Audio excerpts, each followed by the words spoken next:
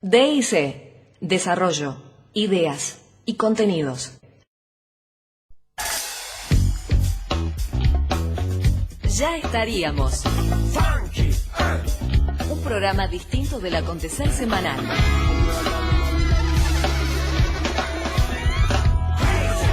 Una forma diferente de escuchar radio. Por FM 95.7. La radio de la Universidad Nacional de Mar del Plata.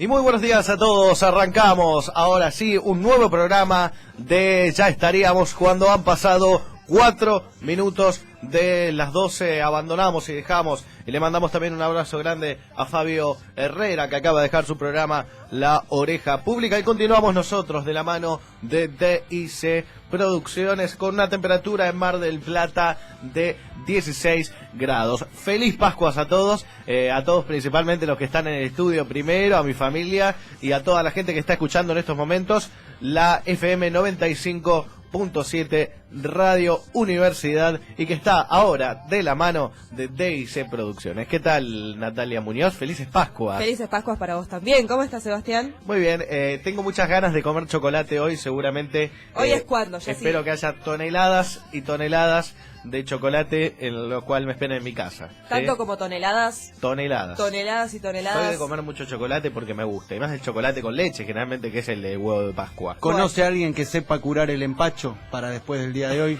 Lo conseguimos. Sí, no. ¿Alguien que le tire el cuerito o que estire la cinta? No me importa mucho, yo por ahora quiero comer chocolate, después vemos cómo lo resolvemos.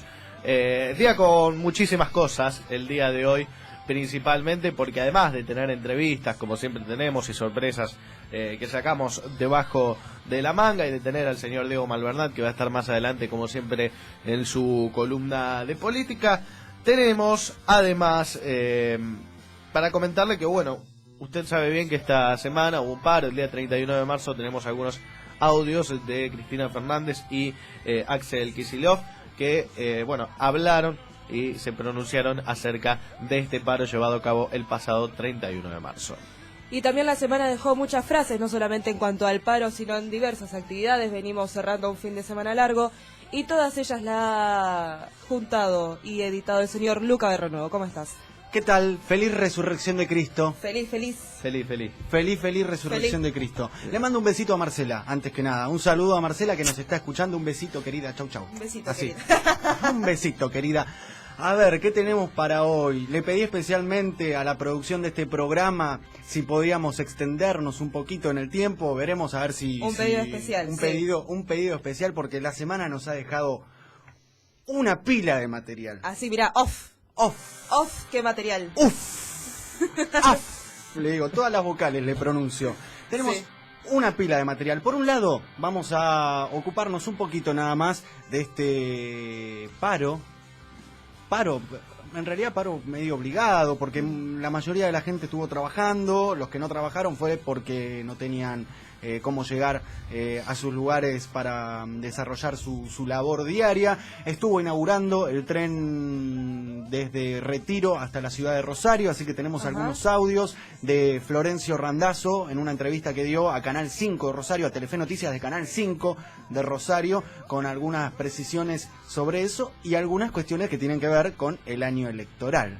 Por supuesto. Algunos palitos que le estuvo pegando al Por gobernador de la provincia de Buenos Aires, Daniel Scioli, que pertenecen al mismo espacio, pero tienen marcadas diferencias. Y bueno, algunas perlitas también que estuvieron ahí dando vueltas. Hoy tenemos varias perlas. Bien, me gusta. Varias perlas. Por un lado, Apoyo a ver, la moción. le adelanto si quiere algunas. A ver, Le adelanto si quiere dos, le voy a adelantar. A ver. Ya las tengo acá en la mente. Miguel del Cel, en una entrevista en una radio en Santa Fe, bueno, sí. El conductor del programa, claro, apostó al aire, mientras lo escuchaban sus oyentes, quién iba a pagar las señoritas en el caso de que Miguel del Cel ganara las elecciones. Esa es una. Y la otra, Elizabeth Bernassi. Sí. Elizabeth Bernassi, con su crudeza, le explica a Ernesto Tenenbaum por qué lo echaron de TN. Bien. Todo eso para más adelante es la venta que hace Luca Berro Nuevo. Y también tenemos a Santiago Migliorini y los deportes, a quien los saludamos, le decimos felices Pascuas también. ¿por qué no? Felices Pascuas a todos. Yo también, además de eso, además de los huevos de Pascua, yo diría, todos los que se fueron aguantando el no comer un asado ahora, durante un asado o un buen pedazo de carne en estos últimos días, yo no fui el caso. Yo directamente, ni bien el jueves al mediodía, una milanesa completa. Totalmente pecado. Usted Sí, es asado. un hereje. Sin ningún tipo de remordimiento. Una cerejeso. Bueno, están también los que hacen la vigilia durante el jueves, viernes. Hay gente que, por ejemplo, tienen ayuno, hacen una especie de ayuno. ¿Un me parece. pernil se puede comer? No. Sí. En mi diccionario sí, a mí me Anoche estuve estuve comerse un kilo de vacío el jueves al mediodía. Anoche estuve comiendo un sándwich de pernil en un bar nuevo, no vamos a decir el nombre obviamente, pero soy un hereje. Lo envidio, porque no hay pocas cosas más ricas que el pernil. Igualmente Lleva tiempo hacerlo, pero pasa es muy eso, rico. que durante el fin de semana se hace la vigilia y llega el domingo y van todos a matar una vaca Sí, inmediatamente. Pero si vamos al caso, para hacer la parrilla. Si vamos al caso, ¿no es la cuaresma que son 40 días sin comer carne? Hay gente que lo hace. Si vamos a Algunos ser ortodoxos religiosos, ¿no son Claro, 40 días? pero es a mitad de camino, no somos tan ortodoxos. Claro, son en vez de No somos tan 40 se le plantó un cero al numerito. Muy bien, ¿qué tenemos para deportes el día De de hoy? deportes hubo muchísimo en la semana. Vamos a estar repasando lo que fue la victoria de Aldo Civi. Primera victoria como local de Aldo Civi en un muy buen partido del conjunto marplatense que levantó mucho el nivel respecto a otras presentaciones. Vamos a estar hablando acerca de lo que fue el resto de la fecha, que tuvo partidos muy buenos, un partido en particular muy malo, del cual por lo menos quien les habla, este columnista, esperaba muchísimo más. Estoy hablando del partido del viernes a la noche entre Estudiantes y Racing. Un partidazo ayer entre Defensa y Justicia y Rosario Central, que la verdad para mí va a ser difícil igualarlo, ¿no? Partidos que se vienen hoy entre San Lorenzo y River, partido importante a destacar por la fecha, el encuentro entre Huracán y Boca, más acerca de lo que fue el panorama marplatense deportivo y una cosita más. Y algún broche después. de oro, por lo Un menos. brochecito más si es que nos queda tiempo. Muy bien, Santiago Migliorini entonces también está aquí en Ya Estaríamos en TIC Producciones con los deportes. Y lo que también tenemos aquí al aire, como siempre, como es tradicional y como es Pascua, no tiene nada que ver la consigna con Pascuas, pero bueno, Está bueno de recordarlo. lo voy a agregar. Tenemos una consigna aquí en Ya Estaríamos. Nuevamente basada en una noticia sacada de una sección de un portal de noticias. La Ajá. sección se llama Mundo Bizarro. Bien. Un señor llamado Terry Martin se ganó la lotería, fue dichoso y se ganó $500 en la lotería. Qué alegría, ¿no? Eso le genera alegría a cualquier persona. Por supuesto. Sí. Y su mujer, Loris Hampton, de 48 años, Que también estaba contenta. que también está contenta, dijo, bueno, vamos 50-50. $250 para vos, $250 para mí. Bien ganancial. Claro, todo lo que es tuyo es mío, ¿no? Entonces Terry, como no quería compartir todo su premio, Terry egoísta, a ver. mató a su mujer, luego se arrepintió y se suicidó. Bien, $500. 250 en realidad. $250. Ahí está. Un poco macabra la consigna. Un poco macabra la consigna, pero todo esto para conceptuar y para que nos cuentes vos Tragedia griega. a nosotros, y está en el mundo bizarro. Vos a nosotros queremos que nos cuentes qué es lo que harías si te ganaras la lotería. ¿Qué serías capaz de hacer si te ganas la lotería? No es necesario que tengas que matar a alguien. ¿O en qué le invertirías, no? Porque sería lindo también. Uno piensa que se gana la lotería, $500, Sí. ¿en qué los invertiría? ¿Qué es lo que me compraría? Claramente. Necesito la plata para hacer esto, para lo otro, bueno. ¿Cómo reaccionás si salís a correr por la calle? Porque sí, de la felicidad. Sí, sería feo si por ahí la reacción sería matar a su novia porque tiene que compartir mitad y mitad, ¿eh? Bueno, Pero- Terry Martin lo pensó así. Entonces el número del teléfono es 491-1888 para que nos dejes tu mensaje. @DICMDP si manejas Twitter y nos querés dejar tu mensaje. O DIC es nuestra fanpage en Facebook. Te recordamos además que DIC Producciones es nuestro perfil en YouTube y en Google+. Muy bien, completísimo el programa del día de la fecha y lo que queda para adelante hasta la hora 14. Ahora vamos a empezar con un poco de música. Lo que llega aquí es Pitu Farías haciendo Piquetera.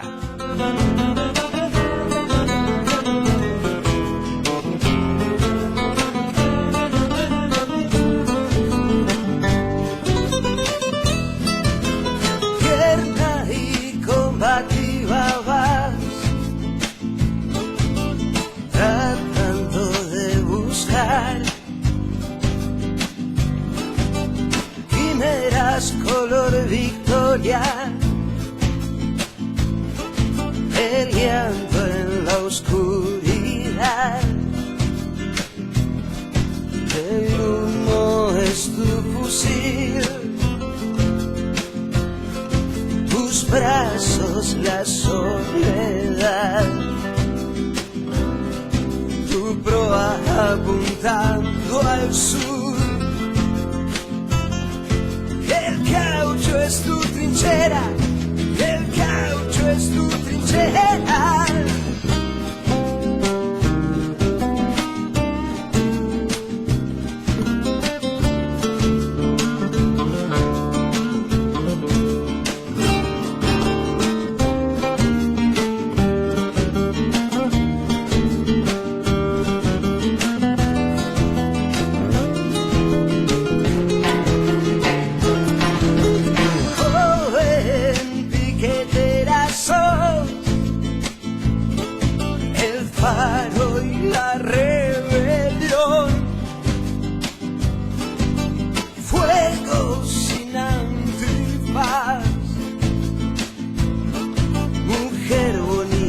La que lucha,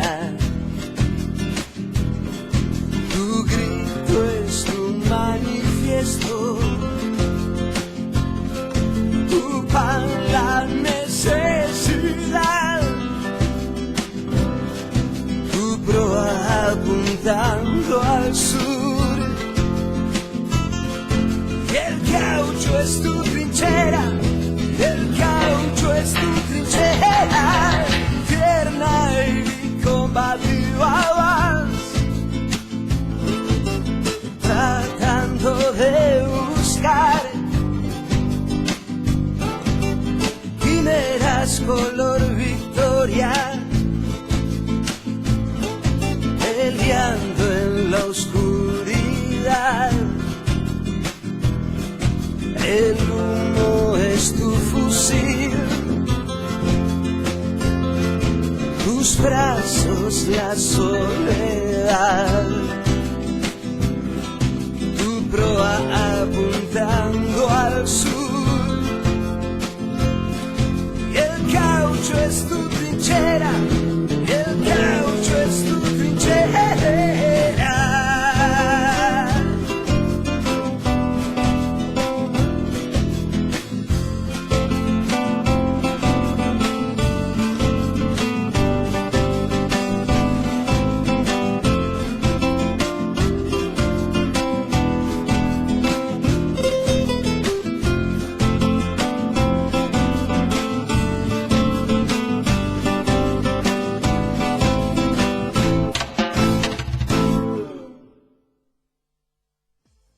Contactate con nosotros escribiendo a dicproducciones@outlook.com.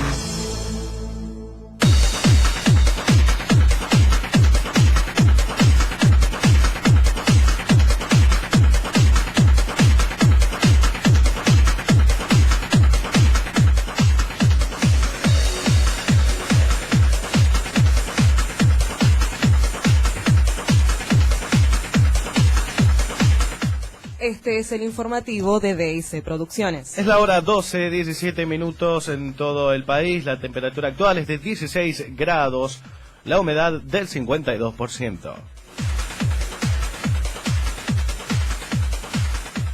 Locales. Trabajadores del EMSA serán subsidiados. Se trata de un aporte de 2.000 pesos y la entrega de alimentos hasta que se regularice su situación laboral luego del cierre del sanatorio. En tanto, según las últimas conversaciones mantenidas con representantes de la Superintendencia de Salud, el PAMI se haría cargo de la conducción del nosocomio ubicado en Juan B. Justo al 1700. Los trabajadores del EMSA aún están a la espera del cobro de los sueldos atrasados de enero y febrero.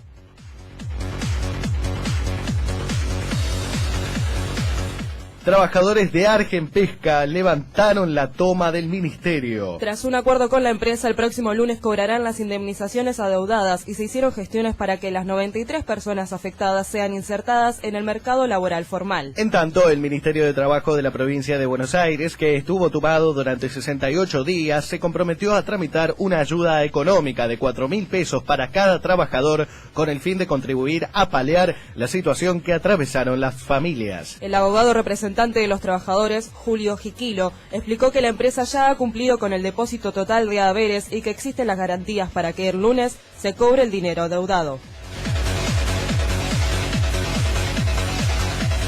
Ariel Ciano es el nuevo presidente del Consejo Deliberante. Así se resolvió en un debate previo a la inauguración de las sesiones ordinarias, con el voto positivo de Acción Marplatense y el Frente para la Victoria en relación al reemplazo del radical Nicolás Mayorano. Por su parte, los bloques de Agrupación Atlántica y la Unión Cívica Radical se mantuvieron contra la decisión de desplazar al radical, mientras que el bloque del Frente Renovador se abstuvo. En tanto, los ediles Luca Fiorini del partido de Sergio Massa y el concejal arroyista José Cano fueron designados como vicepresidente primero y segundo respectivamente. Nacionales. Desclasificaron archivos de la Guerra de Malvinas. Lo anunció la presidenta Cristina Fernández durante el acto por el 33º aniversario del conflicto armado en el Atlántico Sur, llevado a cabo en Ushuaia. Además, se creará un archivo oral de la memoria con testimonios de quienes fueron parte de la Guerra de Malvinas. Entre los puntos más destacados de los documentos secretos se confirman violaciones a los derechos humanos, torturas, vejámenes y asesinatos efectuados por la jefatura militar sobre su propia tropa durante el conflicto armado. La designación de Carles se votará en el Senado. El tratamiento será el 15 de abril en la Cámara, luego de que el Frente para la Victoria aprobara en comisión el pliego del jurista como postulante a integrar la Corte Suprema de Justicia. En tanto, los bloques de la Unión Cívica Radical y el Frente Amplio Progresista anticiparon su voto negativo a la designación, mientras que los legisladores del PRO y el Peronismo Federal no participaron de la reunión en la que Roberto Carles respondió a las consultas de los senadores. Entre los principales puntos abordados por el abogado se pronunció a favor de que los jueces paguen ganancias y se encolumnó detrás de la jurisprudencia actual de la Corte en temas como el aborto y la despenalización de consumo de drogas.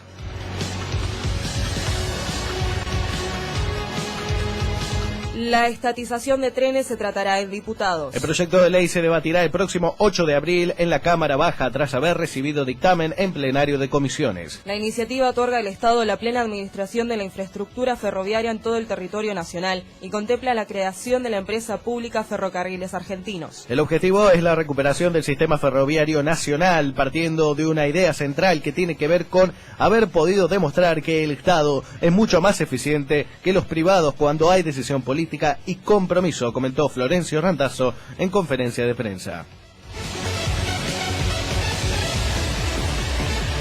Internacionales. Fidel Castro reapareció en público. El expresidente cubano visitó el complejo educacional Vilma Espín, inaugurado por él en 2003 en la ciudad de La Habana, en lo que fue su primera aparición luego de un año. El líder cubano mantuvo diálogo con venezolanos miembros de una comitiva que viajó en el segundo vuelo de Solidaridad Bolívar Martí sobre la actualidad y soberanía de aquel país. Fidel Castro, de 88 años y retirado del poder desde 2006, había realizado su última aparición en público en enero de 2014, cuando acudió a la inauguración de un estudio del arte del pintor Alexis Leiva en un barrio de La Habana.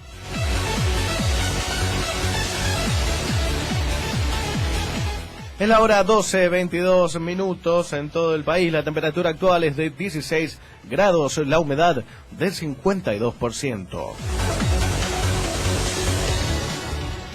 Para más información visita nuestra fanpage DIC o nuestro Twitter @DICMDP.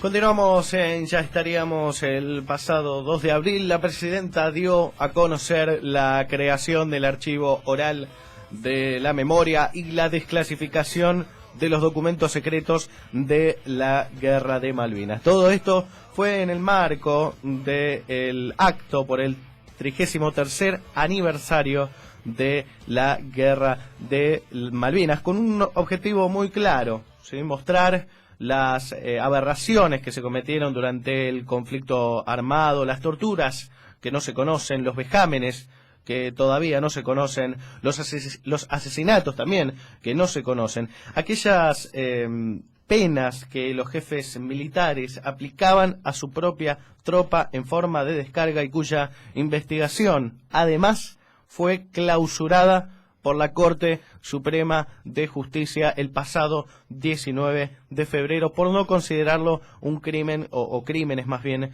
llevados a cabo como lesa humanidad. Al no ser considerados crímenes de lesa humanidad, la justicia lo consideró prescripto.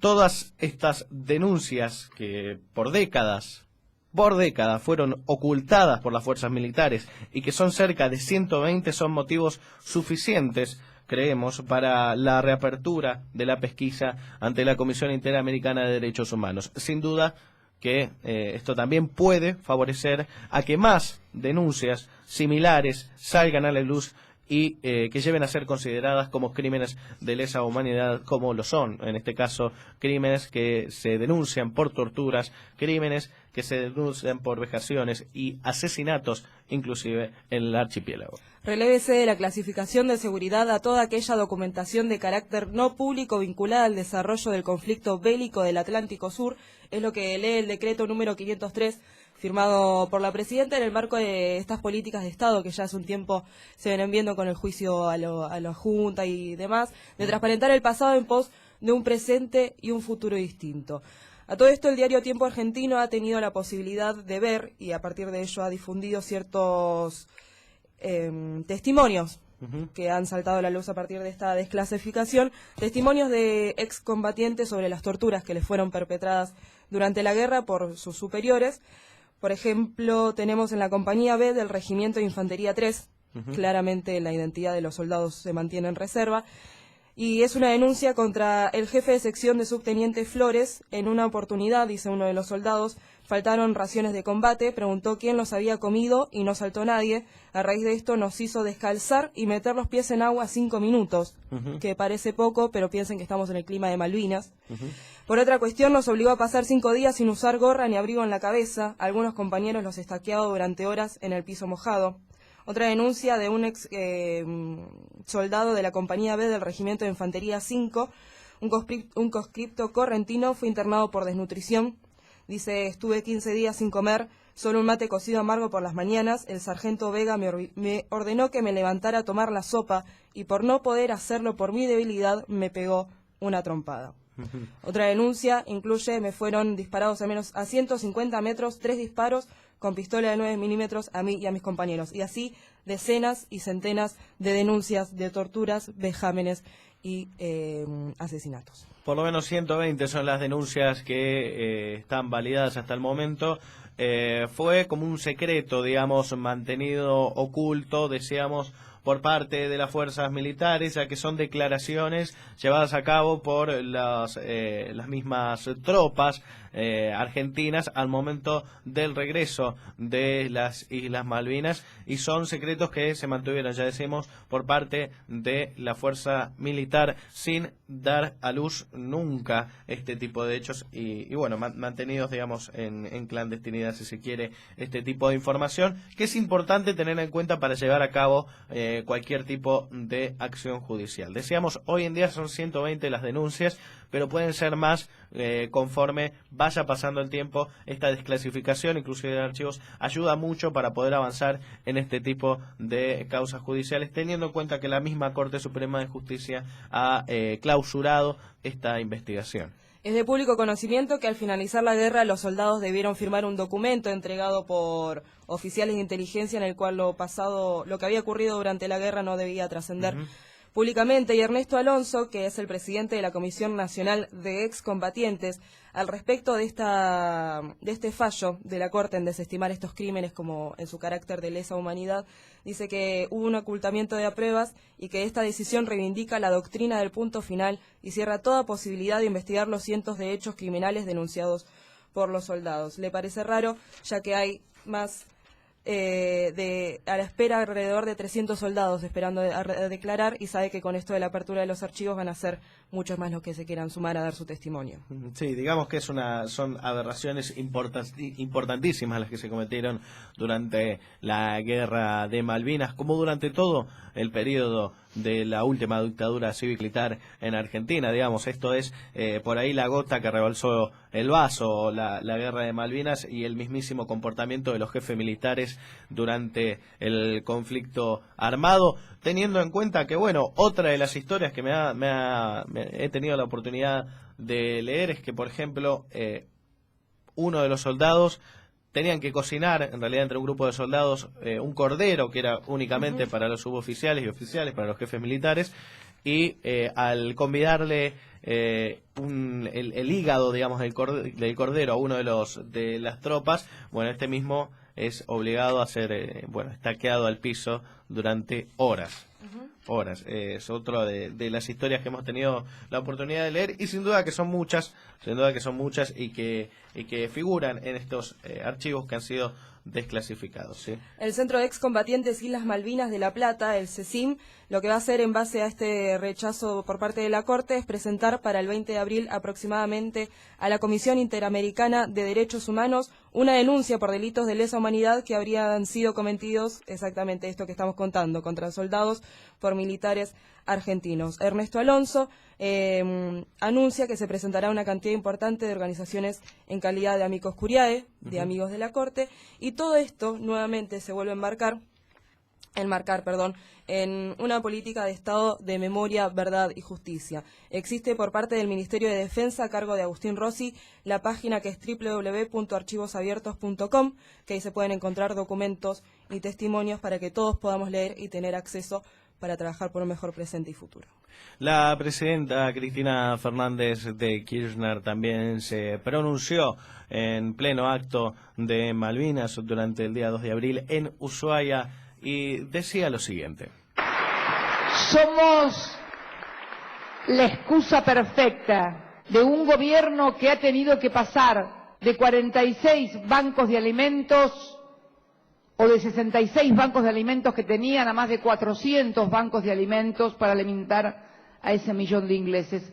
Que no se preocupen, que no pongan una sola libra más en la defensa de las Islas Malvinas, que la pongan en alimentar ingleses, en darle trabajo a jóvenes ingleses, en darle bienestar al pueblo inglés, porque nosotros no somos un peligro para nadie, no solamente para los ingleses. Tal vez sí seamos un peligro cuando otros pueblos vean cómo a través de políticas diferentes a la que se dictan de los grandes centros de poder, nuestro país, desde aquel 2 de julio de 1982 a este 2 de julio del 2015, ha dado vuelta a la realidad, ha cambiado la historia y ha instalado un modelo de sociedad más igualitaria, más equitativa, más solidaria y más justa.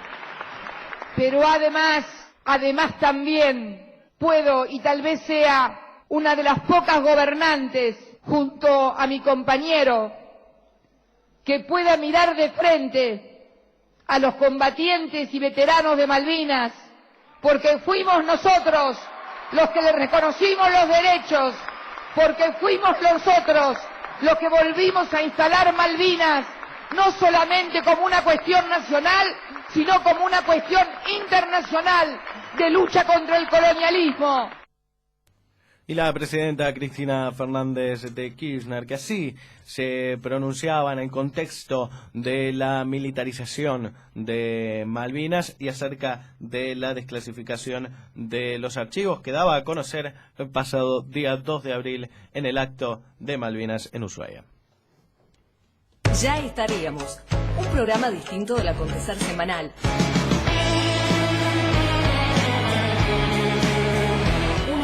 diferente de escuchar radio.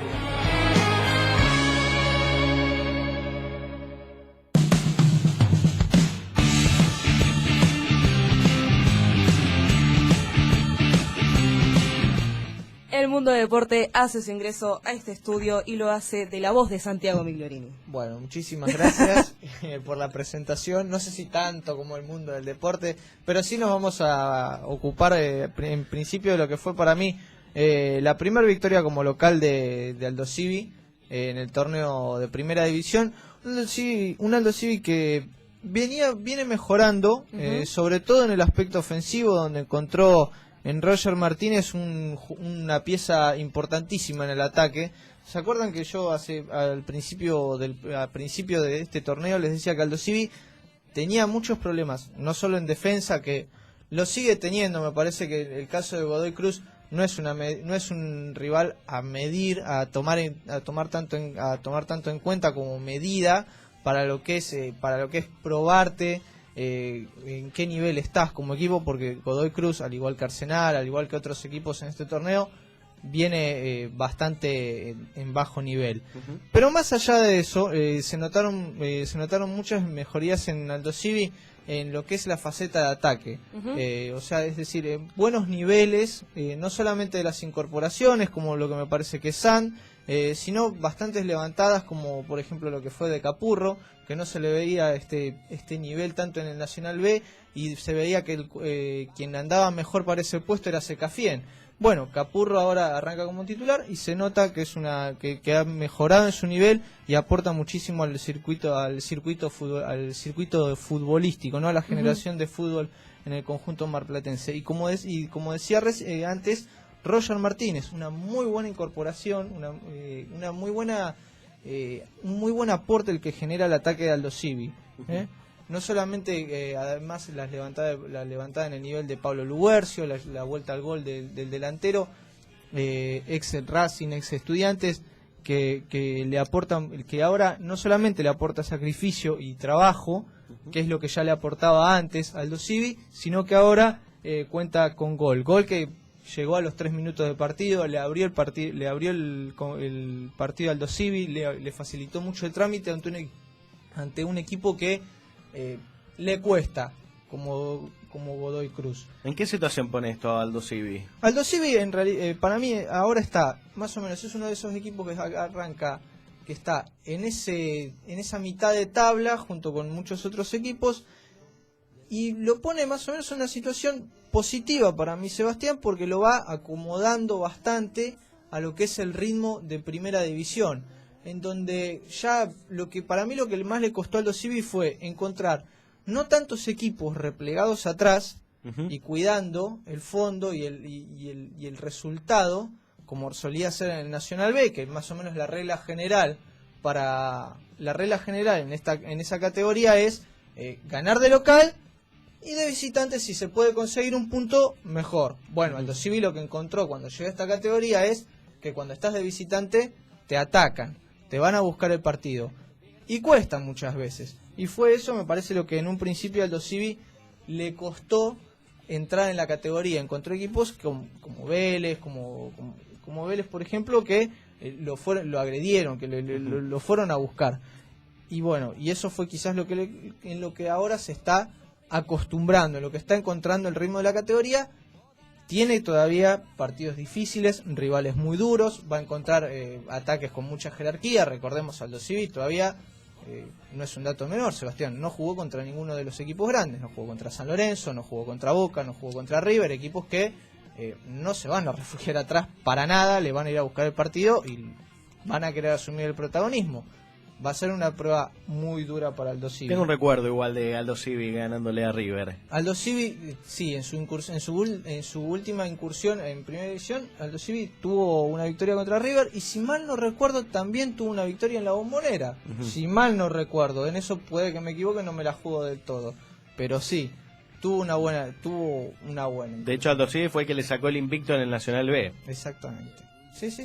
Con datos más concretos. Bueno, entonces tenemos, digamos, un buen camino dentro de todo, un poco apedreado, si se quiere, con Aldo Civi. Es un poco apedreado quizás porque Aldo Civi todavía tiene que corregir errores atrás, errores defensivos atrás. Ayer Godoy Cruz, un equipo que no es lo mejor en ataque, digamos, le sacó un penal que sobre el final del partido lo puso a Campodónico como protagonista.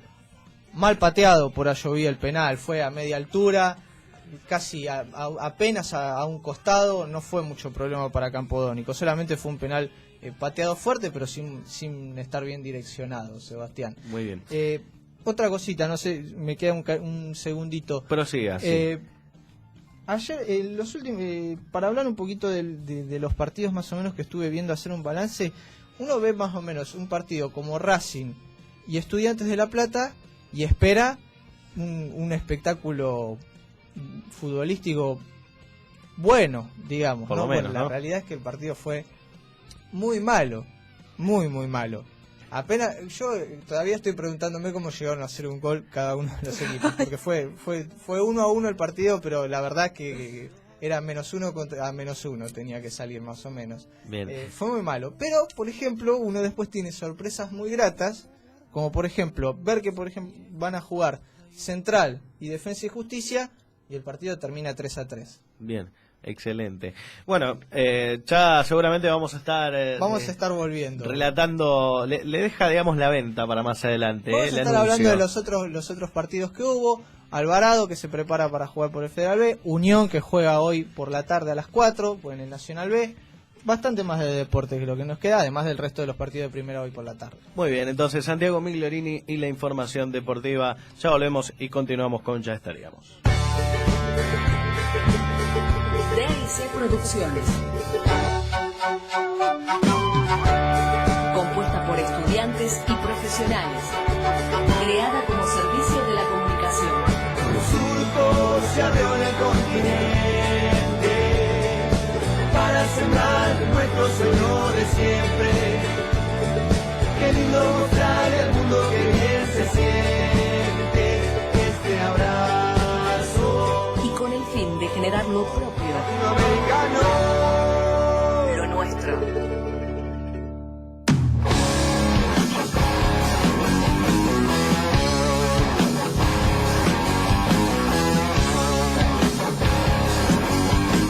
...40 minutos de las 12, continuamos en Ya Estaríamos, un proyecto bastante interesante que se está estudiando, es el proyecto de ley de Marina Mercante. Para que nos hable acerca de este proyecto, estamos en línea con el diputado nacional Gastón Arizpe por el Frente para la Victoria. Te saludamos desde Ya Estaríamos, buenos días, mi nombre es Sebastián Mangini. Buenos días, ¿cómo andan ustedes? ¿Cómo anda Sebastián? Bien, disfrutando por lo menos el domingo de Pascua, así bueno. Sí, felices Pascua para todos. Aprovechamos a molestarlo. Bueno, primero queríamos consultarle de qué se trata, ¿no? Este proyecto de ley de Marina Mercante y cuál es el objetivo de esta ley. Sí, bueno, el proyecto es uno elaborado hace tiempo y remixado por lo que nosotros decimos la comunidad organizada del sector marítimo y fluvial. En algún momento con este espíritu y otra redacción, pero dentro de este espíritu lo presentó algo parecido Dante Dovena, y en el kirchnerismo en general se ha ido sosteniendo la idea de que Marina Mercante e Industria Naval, servicios y desarrollo industrial son parte de lo mismo. Servicios entendidos como en un concepto logístico cuando se pone al servicio de la producción. Así que nosotros decimos que necesitamos en la Argentina volver a tener una marina mercante nacional, o sea, una marina mercante de bandera nacional, porque hemos perdido, sobre todo a nivel internacional, pero también en el cabotaje, presencia y presencia no solamente en el sector fluvial, el Paraná, que ha hecho que nosotros perdamos capacidad de transporte de nuestras propias mercaderías a manos de flotas de países limítrofes o de inclusive flotas de barcos de bandera de conveniencia y propietarios extra latinoamericanos. Entonces, por un lado eso, y también el litoral marítimo. El litoral tiene una casi total ausencia de abastecimiento de los puertos por parte de barcos nacionales, y por eso que nosotros creemos que hay que volver a tener esta capacidad que tuvimos hasta el desguace de Elma y hasta la transnacionalización de empresas locales que optaron por migrar con sus casas matrices o sus domicilios fiscales a otros países que les dan, entre comillas, mejores condiciones impositivas y hay flexibilidad laboral. Nuestro país ha generado un modelo económico donde la competitividad no se alcanza a partir de bajar los salarios, sino a partir de tener un mejor servicio y ser competitivos desde el punto de vista tecnológico y desde el punto de vista de la capacidad laboral. Por lo que, bueno, en este momento estamos en esa disyuntiva. Necesitamos marina mercante, que además consideramos tiene que ser parte de un plexo legislativo. El proyecto de ley que nosotros impulsamos incluye la importancia de la industria naval, porque creemos que así como hemos construido un satélite, hemos puesto un satélite a prestar el servicio de no solamente irradiar a Argentina, sino la capacidad de irradiar a América Latina, de iluminar en el espectro, la capacidad fundamental ha sido que lo hemos hecho nosotros, y este es nuestro orgullo, porque además genera trabajo, la industria, porque la industria genera conocimiento, porque además se necesita conocimiento para tener industria, y no hay país soberano que no construya y tenga sus propios barcos. Esto lo decía Belgrano al comienzo de los tiempos de las Provincias Unidas del Río de la Plata, y decía algo así como no hay país que se precie de tal que no tenga sus propios barcos y la capacidad de construirlos. Bueno, nosotros en todo este periodo hemos creído que hay que tener fortalecimiento de la marina mercante, recuperación de la marina mercante y de la industria naval, que es madre de industria, que es industria pesada, que pareciera ser que nos cuesta concebir que de la industria liviana pasamos a la nanotecnología, a la tecnología de punta, a la tecnología de las comunicaciones, de la industria de la información, pero nos queda el escalón de la industria pesada, que es donde hay que hacerse fuerte también, porque la Argentina necesita desarrollarse completamente. Gastón, Natalia Muñoz lo saluda, ¿cómo le va? ¿Qué tal, Natalia? Muy bien. Quería consultarle qué actores han participado en la realización de este proyecto. Bueno, en el proyecto participan casi diría acompañando o habiendo sido parte en la construcción del proyecto, casi todos los universidades que tienen industria naval. En realidad ahí los ingenieros navales que están organizados en no me sale en este momento la sigla, han sido quizás el principal motor, lo mismo que los sindicatos del sector marítimo y del sector fluvial, pero fundamentalmente del sector industrial. El Sindicato Argentino de Obreros Navales, que allí en Mar del Plata tiene una fuerte delegación. Aquí están acompañando también el SOMU, acompañando los capitanes de ultramar, acompañando los maquinistas. Han sido parte en la presentación del proyecto de ley y en los foros que hemos hecho en el Congreso, buena parte de la institucionalidad política argentina. Por ejemplo, allí estuvo desde el presidente de la Cámara de Diputados, Julián Domínguez, que es un dirigente que tiene permanentemente hace mención de la necesidad de impulsar este proyecto de ley, como el ministro de Trabajo Carlos Tomada, el vicepresidente de la Nación Amado Boudou, el ministro de Defensa Agustín Rossi, el viceministro de Ciencia y Tecnología, el segundo de Lino Barañao, el segundo de Casamiquela en el Ministerio de Agricultura, en los foros que hemos a fin de año construido, han estado casi todos y bueno, yo creo que con el pase al Ministerio de Economía y el nuevo impulso que están tomando la logística nacional ahora estamos discutiendo la nacionalización de los ferrocarriles. Claro. Y el Belgrano Cargas es, junto a la hidrovía, dos de los grandes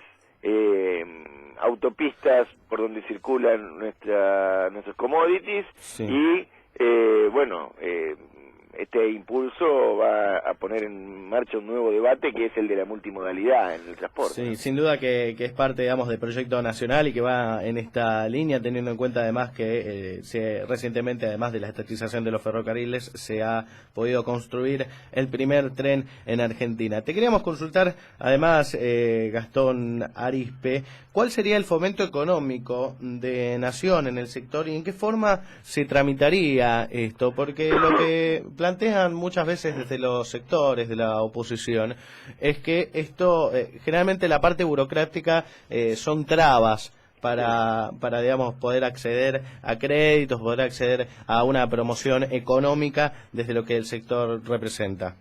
Sí, en el proyecto nosotros hemos pensado múltiples formas de financiamiento.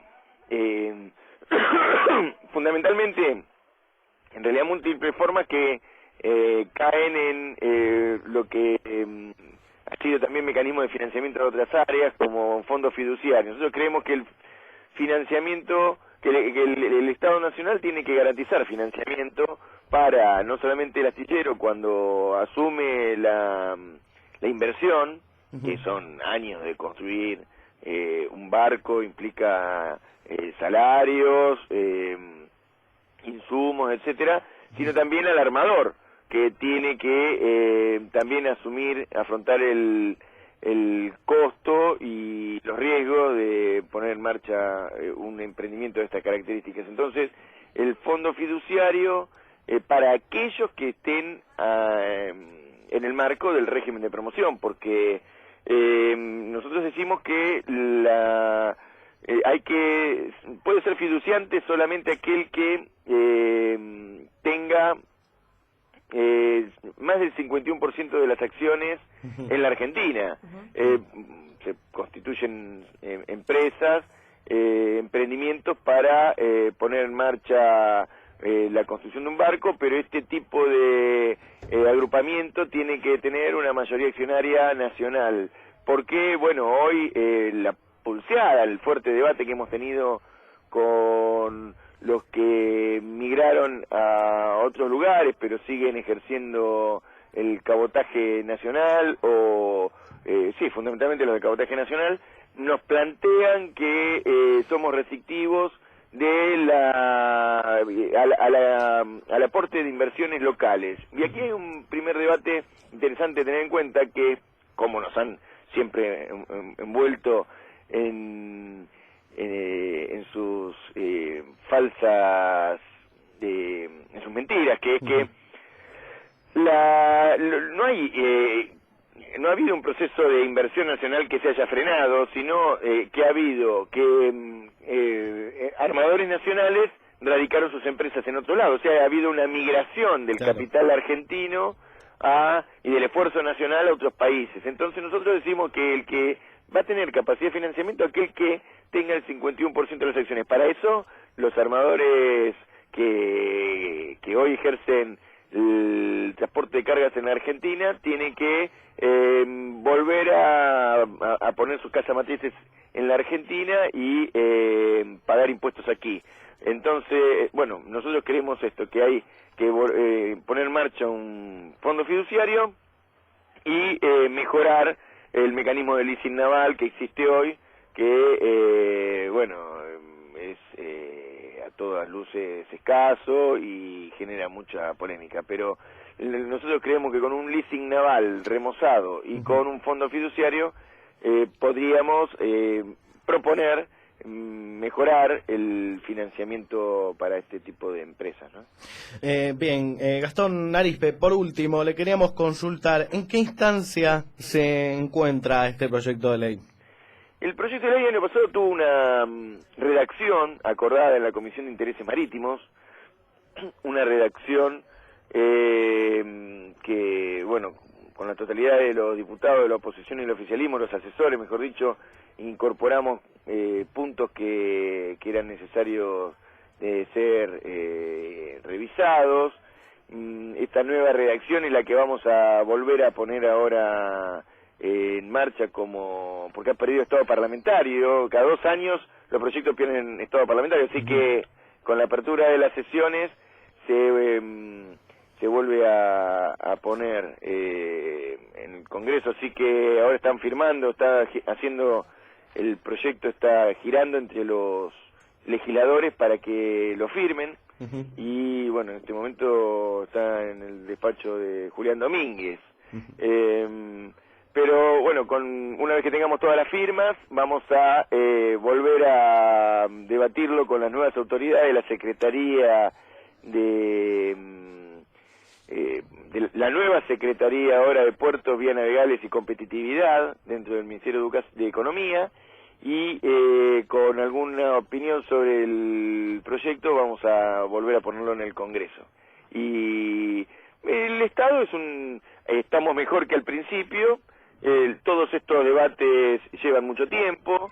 La nacionalización de los trenes también tuvo su proceso, y las condiciones son inmejorables porque, bueno, pareciera haber un consenso nacional acerca de la necesidad de alcanzar competitividad en la logística nacional y un nuevo complejo integral multimodal para el transporte de cargas. Así que y además otra cosa que es interesante, necesaria para poner en marcha este proyecto, como el canal de Magdalena, porque también hablamos de competitividad y soberanía, cuando en vez de pasar por puertos extranjeros pasamos integrando la Argentina entre la Patagonia y la vía fluvial por nuestro propio territorio marítimo fluvial.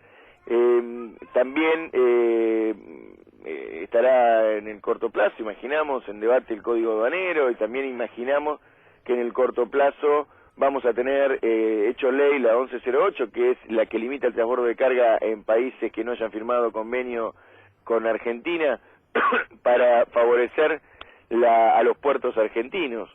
Y fundamentalmente la recuperación de puertos para el Estado, que como pareciera ser va a suceder con el puerto de Buenos Aires, que no van a ser relicitadas 2 de sus 5 terminales, por lo que en la medida que vamos avanzando en recuperar soberanía, vamos avanzando en la posibilidad de volver a contar con una flota mercante nacional, primero del sector privado y por supuesto en algún momento, si fuera posible y necesario, del sector público. Muy bien, muchas gracias Gastón Arispe por su tiempo. Nos mantendremos en contacto ni bien tengamos novedades. Y que tengan felices Pascuas por allá por Mar del Plata. Bueno, igualmente, y muchas gracias. Un abrazo grande. Hablábamos con el diputado nacional por el Frente para la Victoria, Gastón Arispe, y este proyecto de ley de Marina Mercante. Continuamos en Ya Estaríamos. Contactate con nosotros escribiendo a dicproducciones@outlook.com.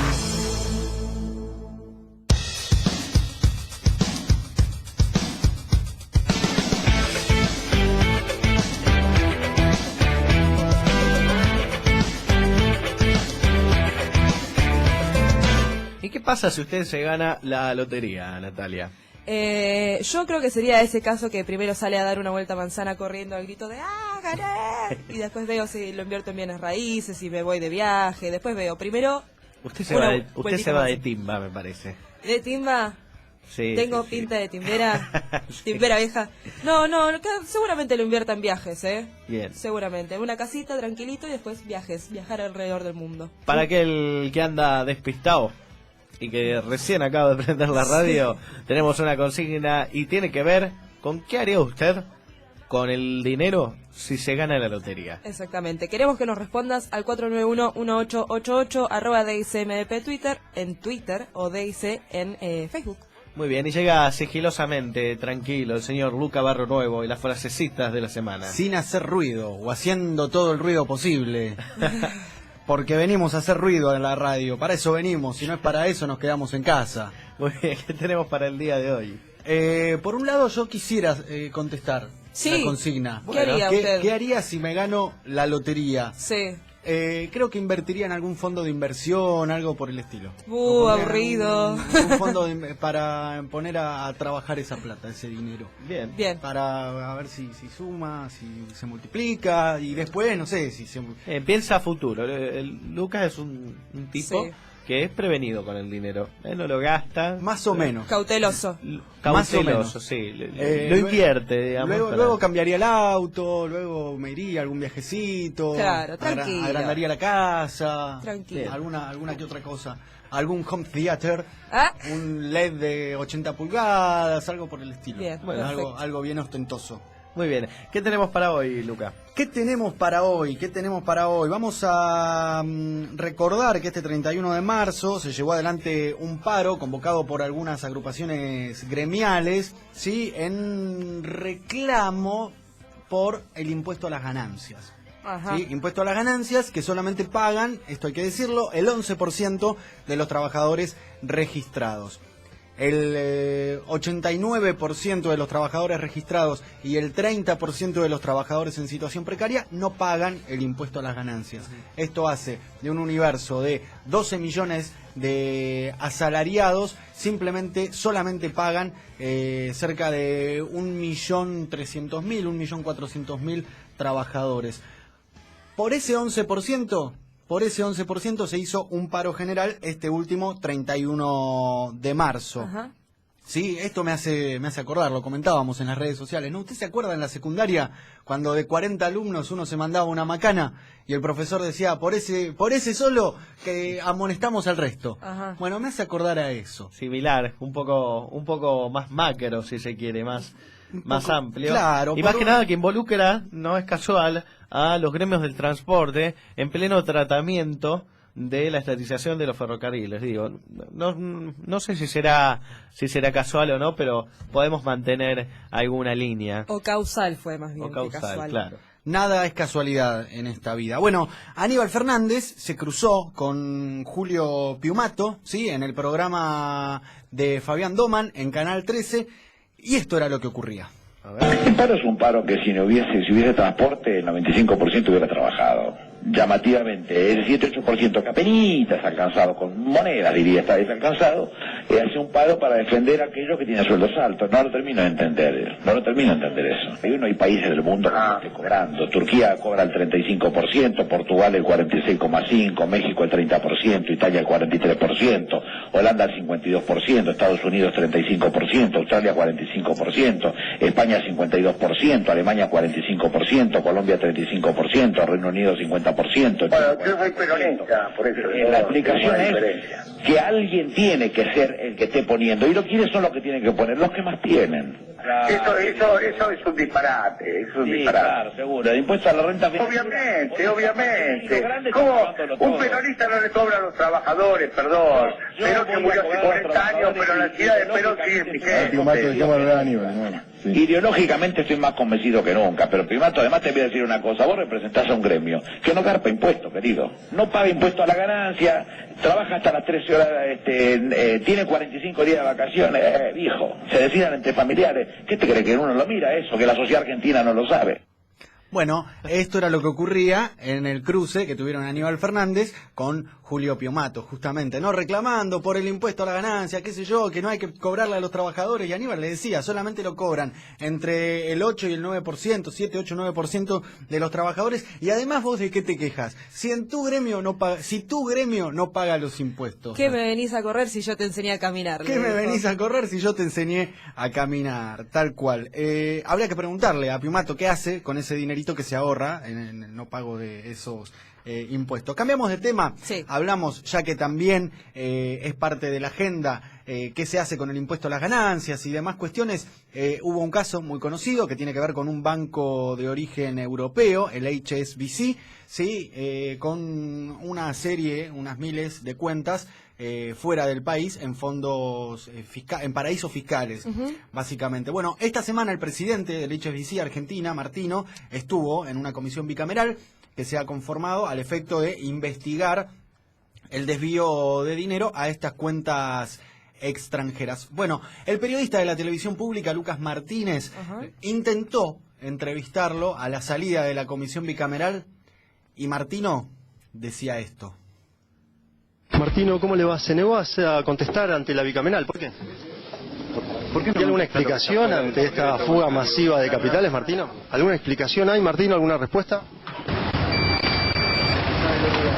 ¿Cómo se explica que más de 4.000 clientes del HSBC tengan cuentas en Suiza si no es mediante un plan sistemático de fuga de capitales? Eligió no responder, Martino. ¿Tiene alguna explicación, alguna respuesta? ¿El porqué de las no respuestas? Martino, presidente del HSBC, que decidió no responder ninguna pregunta en la bicameral. Bueno, eso decía, básicamente nada. La nada misma. No contestó nada en la bicameral, no contestó nada a la prensa, así que el que calla, otorga. Y más tarde, en breve, ampliando toda esta información, Diego Malvernat con su columna de política. También hablando de cuentas en el extranjero, esta semana el periodista Daniel Santoro, periodista del grupo Clarín, denunció que Máximo Kirchner tenía una cuenta en un banco extranjero a nombre suyo y a nombre de Nilda Garré. Bueno, parece que este banco, que es un banco pequeño, un banco chiquito, digamos, Sí. no tiene muchos depósitos, no tiene muchos empleados, parece que no cierran los números. No cierran los números con respecto al dinero que tendría esa cuenta de Máximo Kirchner y el dinero que tiene el banco en su totalidad. Bueno, pero para aclarar un poquito, el periodista Esloto Viazda de Sí. Radio del Plata, que estuvo muchos años en TN, lo han echado hace pocas semanas, bueno, daba precisiones al respecto de estos números que no le cierran a este banco extranjero. Pocas veces he visto tamaña irresponsabilidad en el tratamiento periodístico de un tema.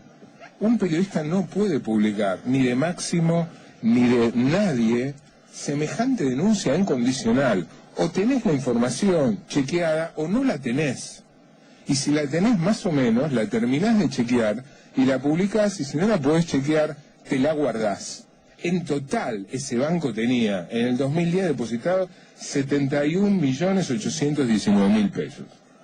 Un banco con 19 empleados, me llamaría la atención además que 19 empleados no se dieran cuenta de una cuenta, valga la coincidencia, de personajes políticamente sensibles.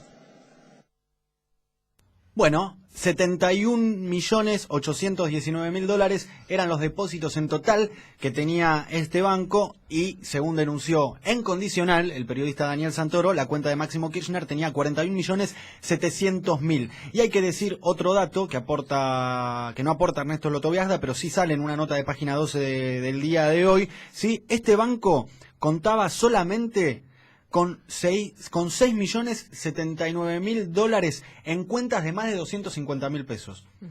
Es decir, que es imposible que exista una cuenta de 41.700.000 dólares si el banco cuenta solamente con 6.079.000 dólares en cuentas de más de 250.000 dólares. No cierran los números, claramente. Conocida también esa nota por el Festival de los Condicionales. Sí. Porque Estaría, habría, tendría, podría. no tiene absolutamente nada confirmado en ninguno de los párrafos. Muy bien.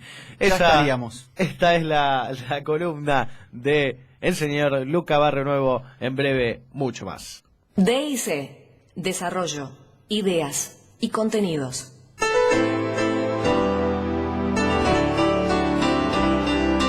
Radio Universidad Nacional de Mar del Plata. Presente las 24 horas, con palabras y canciones, en el 95.7, en el año de su 10º aniversario.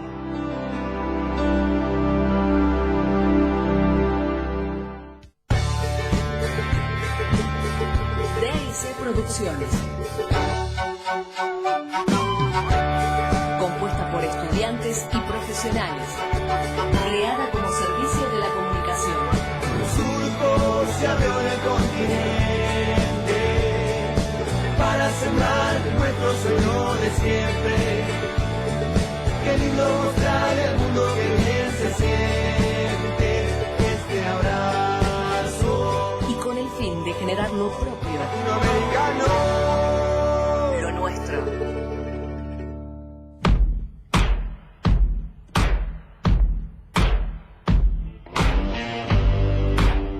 Déjenme presentarles a quien tengo sentado a mi derecha, que es ni más ni menos que el señor Diego Malvernat. Yo no sé, te quiero decir, primero que todo, buenas tardes, buenos días, felices Pascuas. Buenas tardes, buenos días, buenas noches, buenas mañanas. Buenas mañanas. No sé qué vas a hacer si te ganas la lotería. Sí sé qué vas a hacer si Boca pierde dentro de 3 fechas. ¿Qué voy a hacer si Boca pierde dentro ¿Qué de apostaste si pierde Boca dentro de 3 fechas? Que me afeitaba completamente. Bien, si eso llega a suceder, yo me encargo... Y te rapabas. Ponemos un antes y un después en el Facebook. si lo Un necesitan. before y un after, sí, como no. Ya no es, digamos, cuánto pelo tiene usted en la cara. No, pero ¿sabe lo que costó conseguirlo?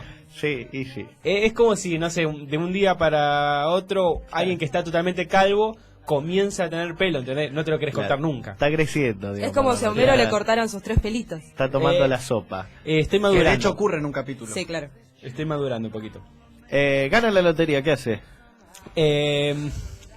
Haría un viaje tipo... ¿Se acuerda de la película Viaje a Eurozona, no? ¿Cómo era? Eurotrip. Eurotrip. Euroviaje censurado. Exacto. Bien. Sería con un par de amigos. Sí, ¿Les con pagaría a usted, todos? por ejemplo. Con usted sí le pagaría a usted. Le pagaría. ¿Vendría? ¿A mí no? Sí, yo Sí, voy. también. A mí no me pero pagaría. Bueno, también a usted. Porque si gano la lotería gano mucha plata. Se va a tener que ganar una lotería bastante abultada. Y me llevo al operador, Rodrigo Argay, Sí, por y me favor. llevo al columnista de deportes para que mire un Barcelona-Real Madrid, por ejemplo. Al operador lo dejamos allá, igual, seguramente lo perdemos. Es un pasaje de ida. Sí. El de Sin vuelta duda. veremos. Vemos Muy bien. cómo volvemos. ¿Qué tenemos para el día de hoy? Bueno, ustedes saben que durante la semana Echegaray, quien es el titular de la FIP, presentó en la Cámara de Diputados lo que viene siendo la denuncia con respecto a evasión impositiva y lavado de dinero por parte de un banco, que es el ICBC, y que ha dado mucha tela para cortar porque realmente ha traído un gran debate con respecto a quiénes están detrás de esa evasión y blanqueo y evasión de capitales. En ese sentido, hay que decir primero que nada que esto es un tema que ya se viene trabajando hace rato, digamos, esta denuncia no es nueva, que lo que se denomina fuga de capitales tiene que ver con algo que ha sucedido en la historia argentina durante mucho tiempo y que tiene un claro recrudecimiento del 2007 para acá. Digamos, algunos datos para entender de qué se habla. Cuando hablamos de lavado de dinero, tenemos que decir que desde 1978, cuando Martínez de Hoz modifica las leyes y impone el decreto de ley de entidades financieras, y a partir de ahí se comienza a ver un proceso de flexibilidad bancaria, de flexibilidad financiera, comienza a haber una gran fuga de divisas, sobre todo desde ese periodo para acá. Desde el 78 para el 2011, 174 millones de dólares fueron lo que se fugaron del país. 174 millones de dólares. Lo que estamos hablando es que desde el último periodo, 2007 al 2011, se fugaron 79 mil millones de dólares. Estamos hablando de casi el 50% más o menos de lo que es un 40% del periodo 78 del 2011. Para esto al país le significa una gran pérdida, porque lo que termina perdiendo son divisas, porque se van al extranjero y porque no la puede utilizar en su propia economía, porque digamos esas divisas se generaron por exportaciones que esas mismas empresas las sacan de vuelta al exterior. Estos 79 mil millones que sucedieron en el periodo 2007-2011, que son fuga de capitales, implican, por ejemplo, el doble de la reserva que tenía el Banco Central en ese momento, o el 18% del PBI. Lo que estamos hablando de un monto muy significativo para la economía argentina y que cuando ha habido, por ejemplo, fuga de capitales, después ha habido una crisis financiera económica muy fuerte. Recordemos la fuga de capitales fines del proceso dictatorial, la fuga de capitales en la hiperinflación alfonsinista y la fuga de capitales en el 2001, que terminó con la crisis más importante de la historia del país. Sin embargo, este último periodo que ha habido fuga de capitales no se ha generado una crisis sustancial. Sí ha repercutido en la economía, pero las reservas y el crecimiento económico que ha tenido el país durante estos últimos años no ha impedido paliar esta fuga de capital. Por eso el Estado empieza a recrudecerse en los controles con respecto a lo que se maneja en divisas hacia el exterior, y ese control es necesario porque no se te pueden fugar tanta plata. Esa plata tiene que ser reinvertida en el país, indudablemente. Si les parece, escuchamos un poco lo que decía Echegaray, como para ir entrando en tema y le explico bien de qué se trata esta fuga de capitales. Así que pasemos a escuchar a Echegaray, el titular de la AFIP. Los montos de acreditaciones en cuentas fantasmas que ya el HSBC venía trabajando en un tema de cabotaje local, generar una evasión por esos 6 meses nada más que está reclamando la AFIP de 224 millones de pesos y por lavado de dinero de 392 millones de pesos. Esto está en trámite en sede judicial. La AFIP se metió en la causa, fue aceptada en abril del 2009 como querellante, una causa que nosotros la presentamos inclusive públicamente como el fantasma bancario, Phantom Banker. Este es el primer antecedente, una maniobra donde el HSBC local, las autoridades del banco, despliegan una plataforma para el descuento de cheques a través de facturas apócrifas e intervienen en un mecanismo de lavado de dinero, además utilizando código de quit genérico, y esto, que fue denunciado en sede judicial, es uno de los primeros antecedentes que nos llama la atención de cómo venía trabajando el HSBC. Bueno, ahí lo escuchábamos al titular de la AFIP, Patricio Echegaray, en donde nos contaba un poco cómo venía la problemática con el HSBC. Hay que decir, a ver, para que se entienda de qué se trata lo que nos contaba Echegaray, la operación es la siguiente. Hay un banco privado que pone su estructura para alojar una cuenta, que ese banco... que hay una persona, una empresa que se contacta con esa sucursal de banco que está en la Argentina, que esa sucursal del banco que está en la Argentina hace la transferencia bancaria, abre una cuenta en uno de los países que no tengan reglamentación o regulación con respecto a los paraísos fiscales. Suiza es el caso más típico. Esa situación lo que genera es que cuando se abre esa cuenta, que por ahí por lo general son nombres de sociedad anónima, se empiezan a fugar los capitales. Entonces el banco nos hace parte del control de lo que se establece, del manejo de flujos de esa cuenta, y lo que termina sucediendo es que el país pierde divisa.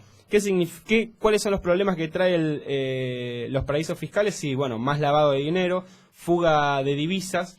Y lo que termina perjudicando, lo que termina generando es menos, por ejemplo, educación, menos plata para poder invertir en salud, menos plata para poder invertir menos en dinero en el seguridad. sector público. Seguro, cuando hablamos de cómo se financian la asignación universal por hijo, cómo se financian, los programas de fomento de consumo del Estado, cómo se financia el Procrear y demás, es con divisas. Y esas divisas, si se van al exterior, significa menos poder adquisitivo del Estado para poder generar una política de inclusión, una política, restrictiva hacia la sociedad. Hablábamos de Ricardo Echegaray, una aclaración porque me parece que dije mal el nombre en un momento cuando lo presentaba. Ricardo Echegaray, titular de la AFIP. Así que la situación es compleja, va a dar para que hablar largo y tendido. Lo cierto es que detrás de esas sociedades anónimas como Red de Multiservicios, que se le pone el nombre, detrás de esas sociedades anónimas, que son las que han efectuado facturas apócrifas y tienen la cuenta en Suiza,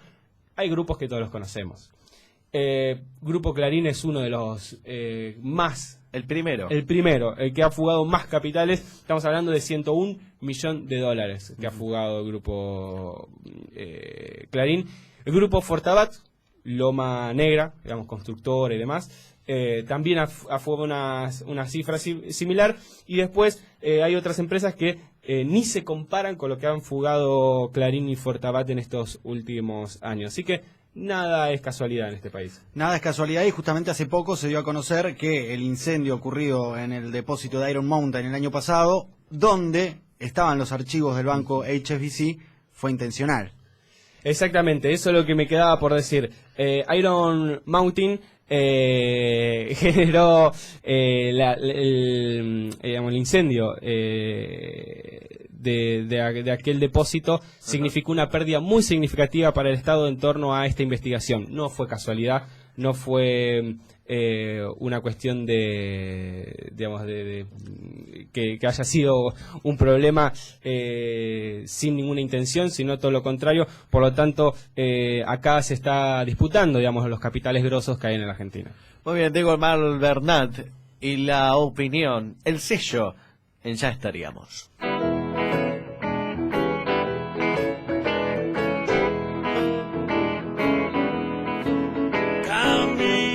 Despacio por la calle Colón, cuando miré adelante y un terrible minón, me dije, loco, esta es la ocasión para llevar a cabo la operación de seducir la nena que la cabeza me partió. Cuando me fui acercando me puse a pensar las cosas que con ella podrían pasar. Me aluciné con estar solo los dos, tirados panza arriba en una habitación, curtiendo buena música, esperando que salga el sol. Sacudí la cabeza para no pensar más, o mis pobres ratones morirían ya. Yo me encontraba cerca y me lancé con un terrible hola flaca, ¿qué hora tenés? Esperando tranquilo su suave voz de mujer.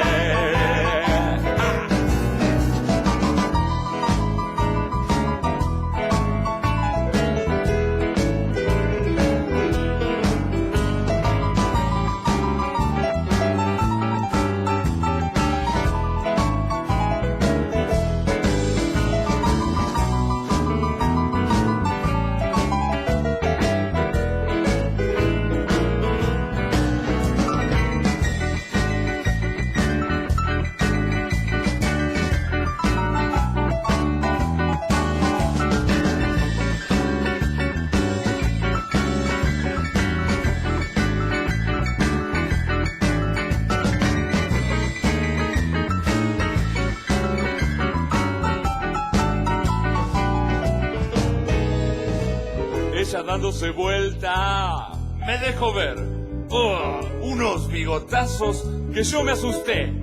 Me dijo, hola nene, ¿cómo te va?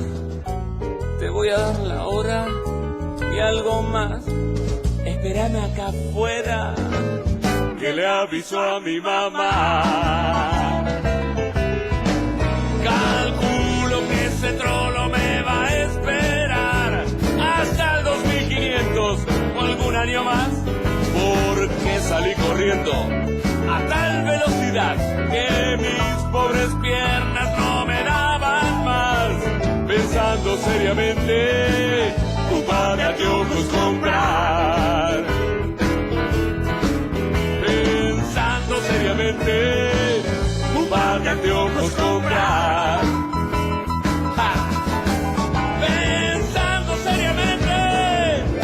Par de anteojos comprar.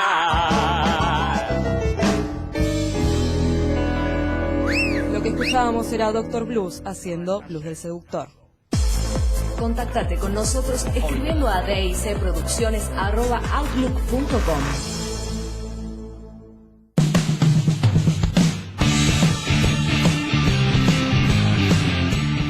Buen día, Radio Universidad. Habla Gustavo Gómez de acá del puerto. Escúchame, el hombre que está hablando de acá del Frente para la Victoria, que le pregunte a Menem, que ellos la tienen en la propia fila del kirchnerismo, por eso yo ya no quiero saber más nada con el kirchnerismo. Bueno, ¿cómo hizo, que fue el que hundió Elma y toda la flota pesquera también? Que le diga, a ver qué dice. Chao, gracias. Su bonita mansión sobre infierno en el cielo del que aspira buchón. Toda la comitiva se dispone a ensalzar al pichón. Bueno, gracias por comunicarse al 49118888, nuestra vía de comunicación. Aclaramos que el senador nacional Carlos Menem no es parte de Frente para la Victoria, sino que tiene un monobloque que se llama Federalismo y Liberación, y además llegó por medio del Frente Popular Riojano. Primero que nada eso, sin duda que Carlos Menem ha generado el desguace, como hablábamos recién con el diputado nacional Gastón Arizpe. Sin duda que Carlos Menem es el responsable del desguace de la flota nacional, pero digamos, no conforma, esto vamos a aclararlo, no conforma parte del bloque de Frente para la Victoria. Sí, esas versiones responden a publicaciones que circularon en las redes sociales, que son imágenes trucadas de boletas que no formaron parte del Frente para la Victoria, sino que se cortó la boleta de Carlos Menem y se la pegó en un programa de edición digital a la boleta del Frente para la Victoria, y no es real. Sí, fue por el Frente para la Victoria en las elecciones de 2011, que son de estas de las que estamos hablando, la señora Teresa Luna, ¿sí? Bien. 23 minutos de las 13 ha llegado el momento de recordar algunos de los tweets que tenemos y mensajitos al aire. Así es, Arián contesta que si se llega a ganar la lotería, se va de viaje a Cancún, por un lado. Y Lucas escribe en la fanpage de DIC en Facebook: un gusto poderlos escuchar nuevamente, chicos. Abrazo a todos y a todas. Muy bien, abrazo para ustedes también, gracias por escribirnos. Y ahora sí, los deportes, algo que había quedado pendiente. Me había quedado pendiente comentar una situación particular, como dos imágenes que me corresponden a dos partidos distintos en la fecha de ayer, más precisamente ayer, Sebastián. Una se dio una es bastante clásica, no es un error arbitral que se da, que se puede dar comúnmente, es un error arbitral grosero, que lo tiene como protagonista el árbitro Pompey. No, hablamos del partido Independiente contra Gimnasia y Esgrima de la Plata, en donde el jugador de Independiente, Aguilera, casi que se tira como un arquero y le tapa con la mano un remate a Vegetti, que se iba dentro del arco. Pompey no se dio por aludido, no cobró nada, y el partido siguió. Después terminó 1-1, un partido regular, en donde se le notó a Independiente nuevamente lo mucho que necesita a Mancuello en su línea. Te doy el dato: Independiente con Mancuello no ganó, sin Mancuello en cancha no ha ganado este año, no ha ganado. La otra situación particular que ayer fue muy polémica, lo tiene como protagonista Delfino, y en realidad corresponde al partido de Vélez y Arsenal. ¿Por qué lo tiene como protagonista y por qué se dice que fue una polémica, Sebastián? En realidad fue por lo que fue en principio un error de arbitral que el propio árbitro corrige. Una vez que lo corrige, sobre el filo de la jugada, ¿no? Es decir, ¿qué pasó? Hay una jugada en donde Valencia y Pavone, estamos hablando de un jugador de Arsenal y el delantero de Vélez, luchan por una pelota en el área de Arsenal. Hay una mano en donde Delfino primero interpreta que es mano de Valencia, ya estaba amonestado, lo amonesta nuevamente, cobra penal, lo echa el jugador de Arsenal. Sin embargo, en línea Iván Núñez le advierte a Delfino, luego de varias protestas y demás, que la mano había sido de Pavone. Claro. ¿Qué hace Delfino? El tema es, el delantero de Vélez, Milton Caraglio, estaba a punto de patear el penal. Claro. Volvemos para atrás, llamamos al que Delfino le dice: pará, no lo pateé, volvé, le dice a Valencia, no se patea el penal, es tiro libre para Arsenal. Valencia después se fue expulsado. El tema es que mucha gente se enojó por lo que fue el procedimiento de Delfino. Yo quiero recordar que hasta que no se ejecute el penal, el reglamento lo avala al árbitro para retrotraer, para volver atrás. Fue muy bueno lo que hizo Delfino. Quizás él después, quizás fue desprolijo y él mismo lo reconoció, que estuvo mal lo que hizo, pero me pareció una cuestión, algo a destacar. Nosotros siempre acostumbramos lamentablemente a hablar mal de los árbitros, a señalar los fallos. Me parece que lo de Delfino estuvo muy acertado. Me parecía jugada la tarea de los árbitros también. Jugada la tarea de los árbitros, pero la decisión fue correcta. Es decir, después, a ver, los que estábamos viendo el partido necesitamos creo que 2, 3, 4 repeticiones para darnos cuenta que Pavone había sido el que golpeó la pelota, el que tocó la pelota con la mano. Jugada, digo, porque no es como en otros deportes que por ahí se puede llegar a verificar en algún tape o se detiene el juego. No, el árbitro lo tiene que decidir en el momento. Lo tiene que decidir en el momento. Otra cosa que lo había dejado medio trunco para los otros dos partidos que se dieron. Que apenas lo mencioné, el de Central y de Defensa y Justicia, que fue un partidazo. Casi que da para ver la repetición del partido entero, Sebastián, porque fue muy bueno. Un 3-3 en donde Central primero había errado un gol, un penal Marco Rubén, tempranito, ni bien arrancado el partido, erró un penal Marco Rubén. Se despachó el goleador de Central y goleador del campeonato, después se toma revancha, mete un gol después 9 minutos más tarde, y después 1-1, 2-1, 2-2, 3-1, 3-3, y sobre el final se lo pudo haber llevado cualquiera de los dos. La verdad que fue un partido muy muy bueno, en donde nadie se quedó decepcionado. Es cierto, errores defensivos por parte de los dos equipos, pero en realidad se cruzaron dos conjuntos que se caracterizan por intentar atacar, por proponer juego, y la verdad el resultado no decepcionó para nada. Lo último que me queda de la fecha es, después de un empate bastante decepcionante entre Rafaela y Temperley, el técnico de la Crema dejó su cargo. Hablamos de Sensini, exjugador de la selección, que venía bastante apaleado en este año el conjunto de Rafaela, que no había ganado, sigue sin ganar, suma 10 partidos sin victorias, 8 de este torneo, 2 del torneo anterior. Esto es uno de los el peor arranque que tuvo Rafaela desde que está en primera división, y en consecuencia la sede del conjunto decidió no renovarle a Sensini. Muy bien, la información entonces deportiva en la voz de Santiago Migliorini. 17 grados la temperatura en estos momentos en la ciudad de Mar del Plata. Para más información visita nuestra fanpage DIC o nuestro Twitter @DICMDP.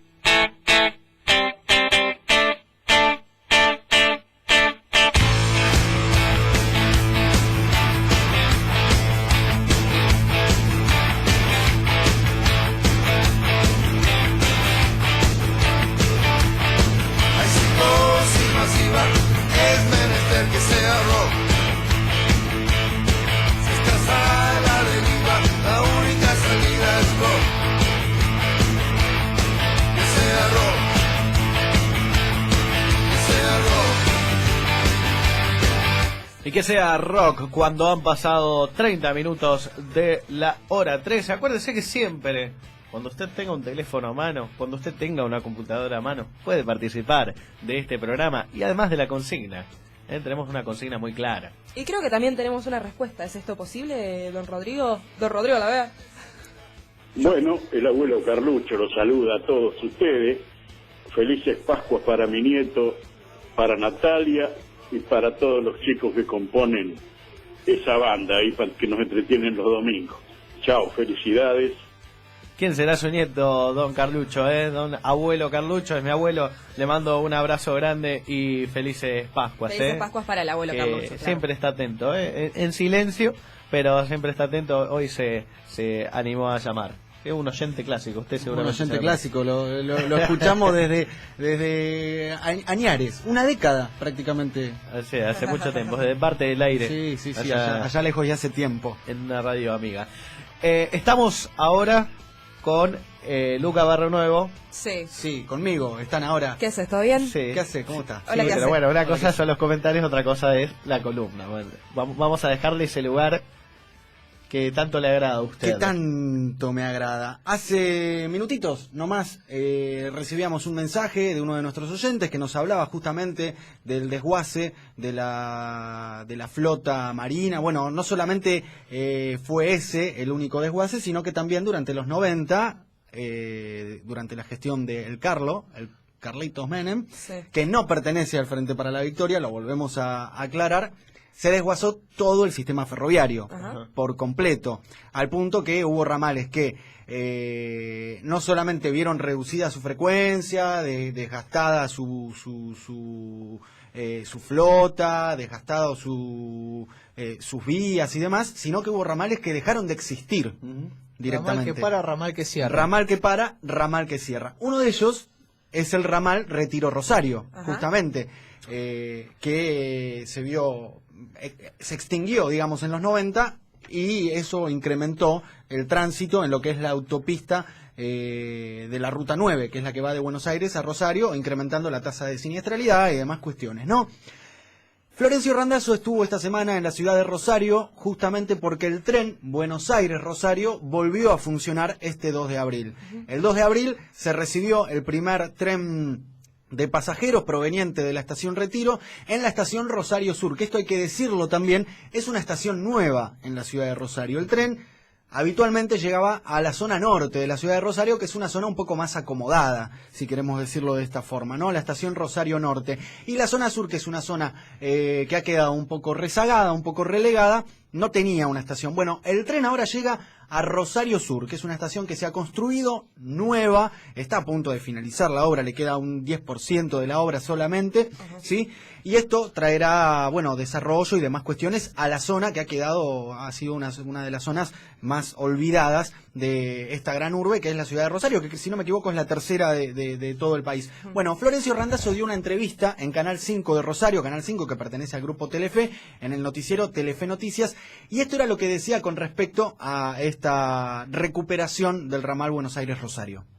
El ramal Rosario-Buenos Aires, recuerdo la primera reunión de evaluación, nos encontramos con una infraestructura totalmente deteriorada, lo que implicó la decisión de llevar adelante un proceso de recambio total de vías.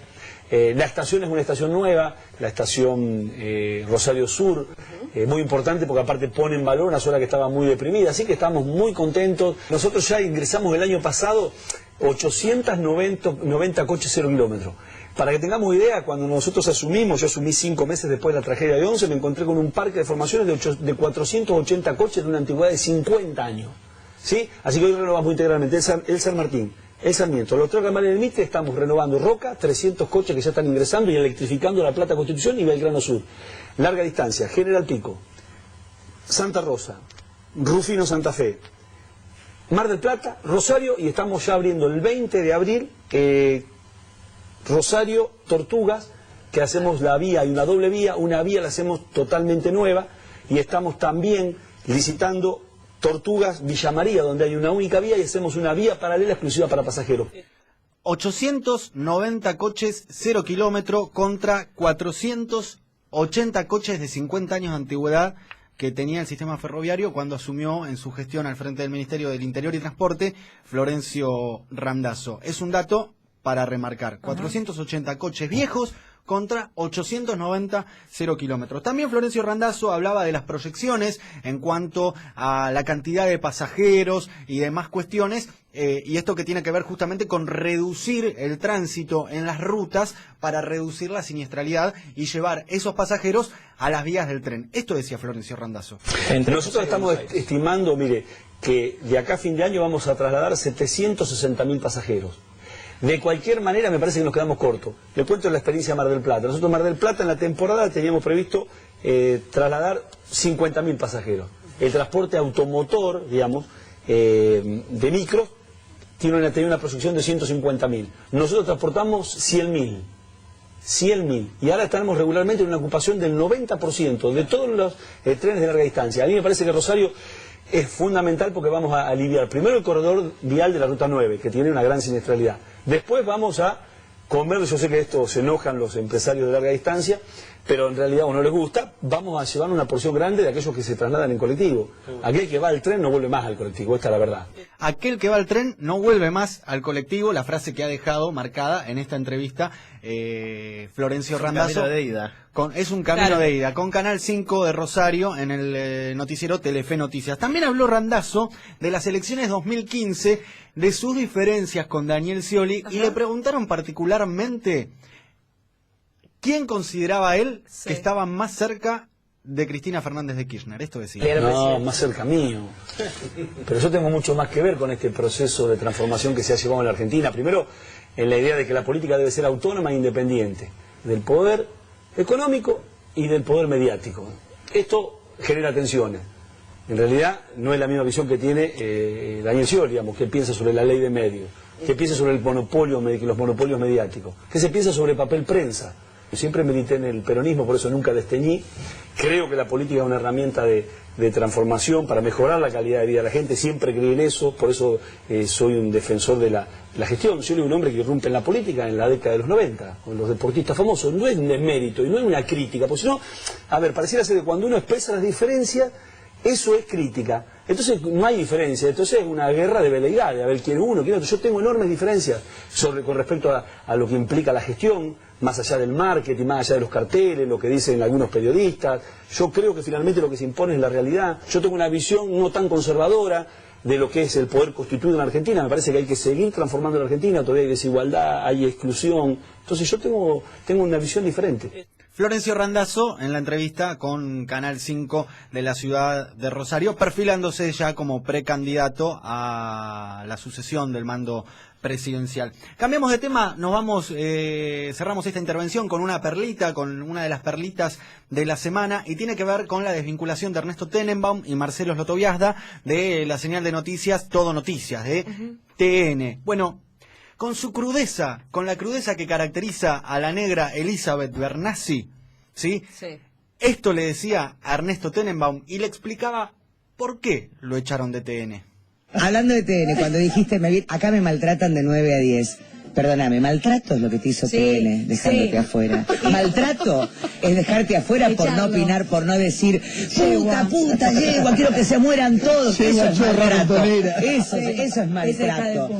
Bueno, claro está los motivos por los cuales echaron a Marcelo Slotoviazda y a Ernesto Tenenbaum de TN, Todo Noticias. Más claro, ponele agua. Así se iba Luca Barrio Nuevo y sus frases que han dejado esta semana. Ya estaríamos. Un programa distinto del acontecer semanal. Una forma diferente de escuchar radio.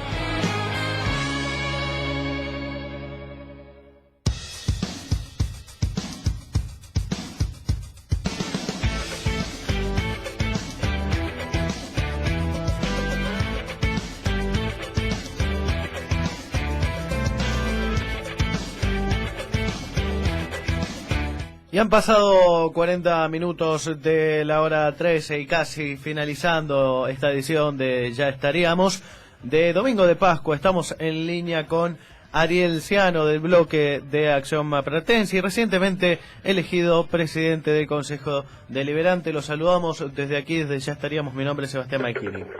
¿Qué tal, Sebastián? Muy bien, en principio saludarlos a ustedes y a todos los oyentes por estas Pascuas, más allá de las creencias religiosas que tenga cada uno. En mi caso soy católico, pero también se festeja el Pesach de los judíos, y por otra parte estas fechas son importantes para reunirse, para estar unidos con la gente que uno quiere y tener esperanzas en un futuro mejor para todos, así que felices Pascuas para todos quienes nos escuchan. Bueno, gracias, igualmente, Ariel Ciano. Primero que nada le queríamos consultar cuál es la sensación que a usted le genera volver a presidir el Consejo. Sabemos que ya fue presidente del Consejo Deliberante y bueno, ¿cuál es la sensación que le deja hoy en día? Esta es una etapa de transición, la que iniciamos el miércoles pasado, que culminará formalmente el día 10 de diciembre, pero que tiene por allí un hito el 25 de octubre, donde los vecinos, en nuestro caso de General Pueyrredón, darán su veredicto en cuanto a quién gobernará la ciudad por los próximos 4 años y cómo se conformarán las mayorías en el Consejo Deliberante. Por ello hablábamos de transición, de volver a un consejo que tenga armonía, que se busquen los consensos, pero también que se respeten los disensos y que se manifiesten allí de manera respetuosa, y que el Consejo va a hacer noticia por las ordenanzas y por los debates y no por otras cuestiones. Ariel Ciano, Natalia Muñoz nos saluda, ¿cómo le va? ¿Qué tal, Natalia? Buen día. Buen día. Quería preguntarle sobre los dichos que han tenido los representantes de la UCR, puntualmente Nicolás Maiorano, de que su nombramiento como presidente constituye un golpe institucional, y cito para los oyentes que no estén al tanto, que la UCR no continúa frente a la presidencia porque no fueron corporativos con el intendente. Bueno, yo creo que eso lo tendrá que explicar Nicolás Mayorano, no nosotros. Nosotros, en primera instancia, elegimos a Vilma Baragiola y todos sabemos lo que sucedió con ella. Luego volvimos a elegir un representante del radicalismo o del Frente Amplio UNEN o del Frente Progresista Cívico y Social, no recuerdo la sigla que llevó en la última elección parte del Partido Radical, y sucedió lo que sucedió. Y por otra parte, nuestra opción inicial no era que asuma un representante de Acción Marplatense, tratamos de buscar los consensos para que sea alguien de otra fuerza política, y lamentablemente no se logró, nos tocó asumir esta responsabilidad. Lo que yo pretendo y lo que planteé el otro día en la reunión de presidentes de bloque, en el recinto, y en cada entrevista que me han hecho en estos días, es tener un consejo que funcione en armonía, y que se respeten los disensos, pero que se manifiesten de manera respetuosa. Me parece que los agravios personales no conducen a nada, y que los vecinos de General Porredón tienen problemas importantes, como la inseguridad, como temas en los que está trabajando el intendente Pulti, como la ampliación del parque industrial, la generación de empleo. Me parece que por allí deberían ir las energías de todos los concejales para mejorar la calidad de vida de los vecinos. Sí, eso mismo iba, digo, hace tiempo se nota como una tensión, principalmente con el radicalismo en el Consejo Deliberante, que ha generado una crisis institucional, bastante importante, por lo menos en este año que pasó, 2014. Sí, lamentablemente esto fue así.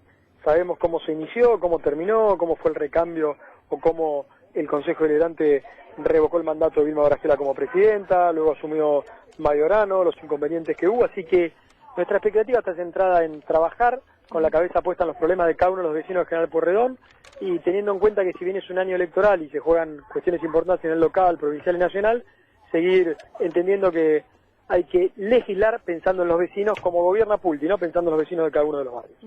¿Cómo será o cómo espera que sea el trabajo con esta nueva mesa directiva, con Luca Fiorini como primer vicepresidente y José Cano como segundo vicepresidente? Espero trabajar con ellos. Lo de José Cano es para destacar, porque fue una de las principales voces, o son las principales voces opositoras, y sin embargo nosotros lo votamos para que integre la mesa directiva. Luca Fiorini no pertenece a nuestro espacio político, pertenece al Frente Renovador, y lo votamos para que integre la mesa directiva del Consejo Deliberante. Yo creo que pretendo y espero y creo que vamos a trabajar muy bien.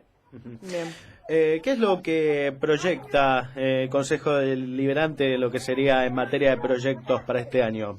Bueno, fundamentalmente creo yo que hay que trabajar en la generación de empleo. Se está ampliando el parque industrial, se está construyendo el parque informático. Me parece que es importante lo que se hace con los polideportivos en 5 barrios de un programa de 10. Me parece que la orquesta municipal infanto-juvenil, que ya tiene más de 1.200 pibes tocando música en todos los barrios, es importante, y allí tendría que centrarse el trabajo, más allá que seguramente se discutirá la cuestión electoral, porque hay que ser sinceros como en todo, en esto también, y seguramente se colará por algún resquicio la discusión electoral del 25 de octubre. Muy bien, muchas gracias Ariel Ciano por habernos atendido justo en este día domingo de Pascua, que seguramente debe estar ahí con su familia. Muchas gracias por atendernos. Deben atendernos. escuchar de fondo a la familia que está por aquí, Claro. ya por sentarse a la mesa, y ya me están mirando con cara de menos amigos de la que me miraban hace un ratito, así que les agradezco que hayan sido rápido. Felices Pascuas para ustedes, y como decía al inicio, ¿no? Para quienes somos católicos es una fecha muy importante, para quienes profesan otras religiones también, y para aquellos que no quieren creencias religiosas, la importancia de sentarse a una mesa con amigos, con familia, a disfrutar y a plantearse objetivos para todo este año. Sin duda, gracias Ariel Ciano nuevamente. Bueno, hasta luego. Hasta luego. Hablábamos ahí con Ariel Ciano del Bloque de Acción Marplatense, y recientemente el pasado miércoles elegido como presidente del Consejo Deliberante. Para más información visita nuestra fanpage DIC o nuestro Twitter @DICMDP.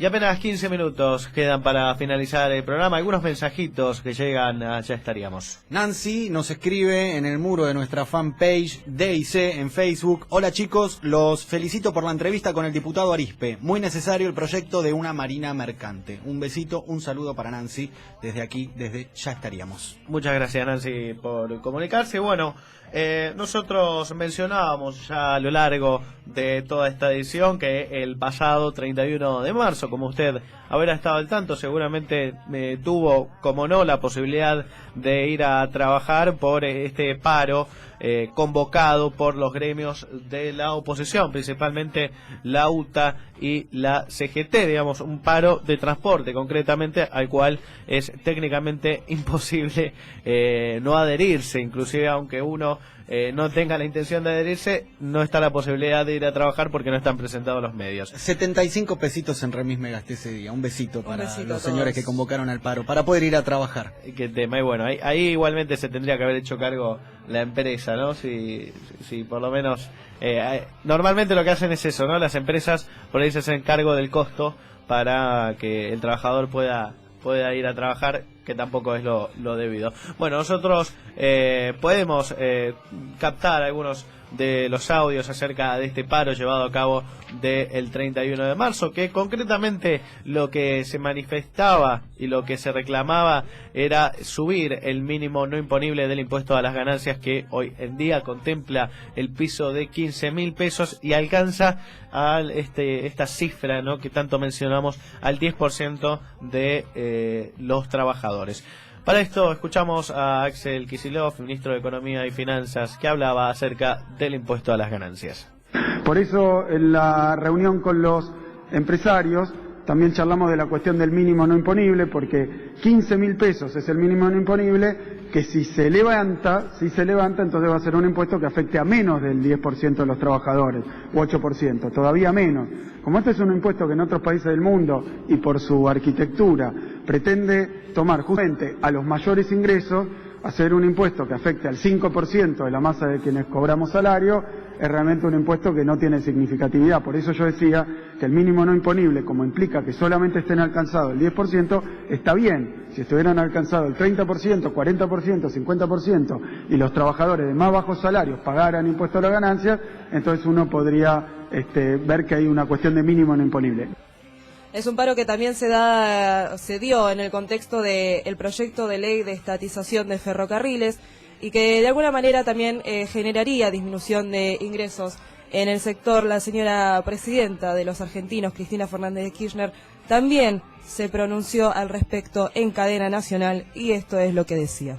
A mí me duele mucho más cuando los que vienen del palo y lograron pelechar un poco y tienen trabajo y lograron un trabajo más remunerado, se olvidan de todavía en los que están afuera del trabajo o todavía no ganan lo suficiente, y entonces hacen un paro porque tal vez tengan que dar un poquito de su sueldo para otros compañeros, para otros jubilados, para hacer agua potable, para hacer redes cloacales.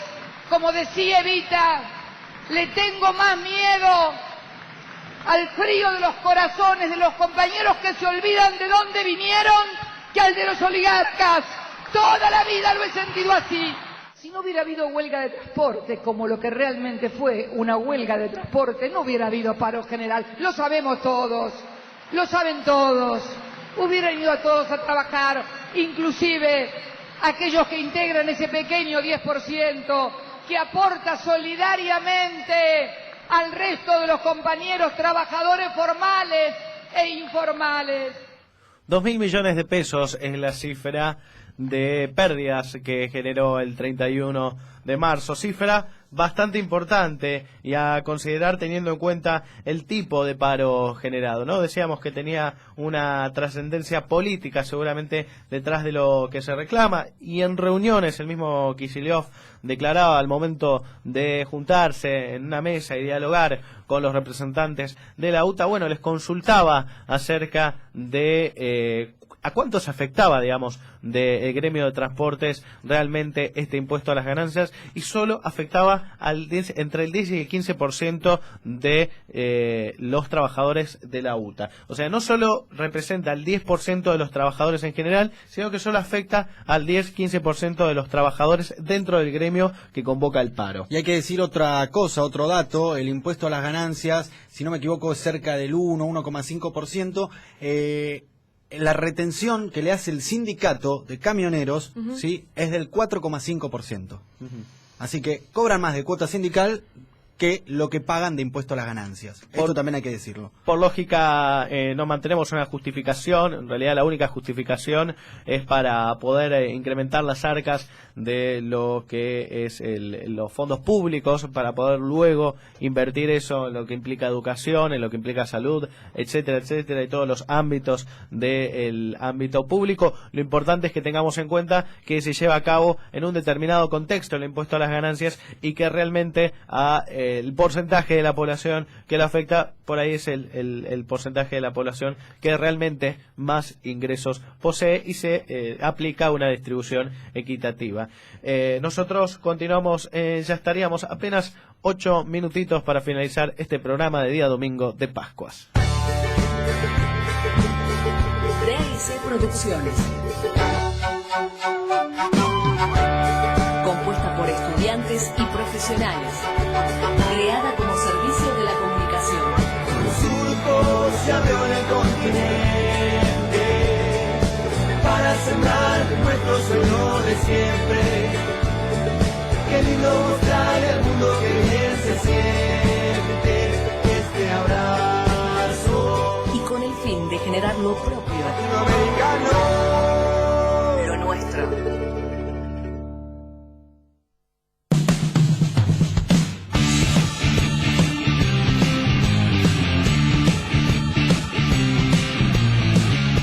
Las últimas informaciones que han quedado pendientes. Lo mío era muy cortito, Sebastián. Primero, saludar al Club 11 Unidos por los 75 años que cumplió esta semana, y lo celebró inaugurando una villa deportiva ubicada en el retazo 815 de Estación Camet, y la misma cuenta con una cancha de fútbol reglamentaria, 4 vestuarios con el acceso al campo de juego a través de túneles, otras 2 canchas reglamentarias auxiliares, todas con iluminación, 2 canchas para las divisiones de predécima, cancha de hockey sobre césped y de material sintético, y la edificación central, en donde, bueno, tenés la confitería, sanitarios y un espacio aéreo en el nivel superior en donde podés ver todo el previo. Menudo regalo el que se hizo el Club 11 Unidos para celebrar los 75 años.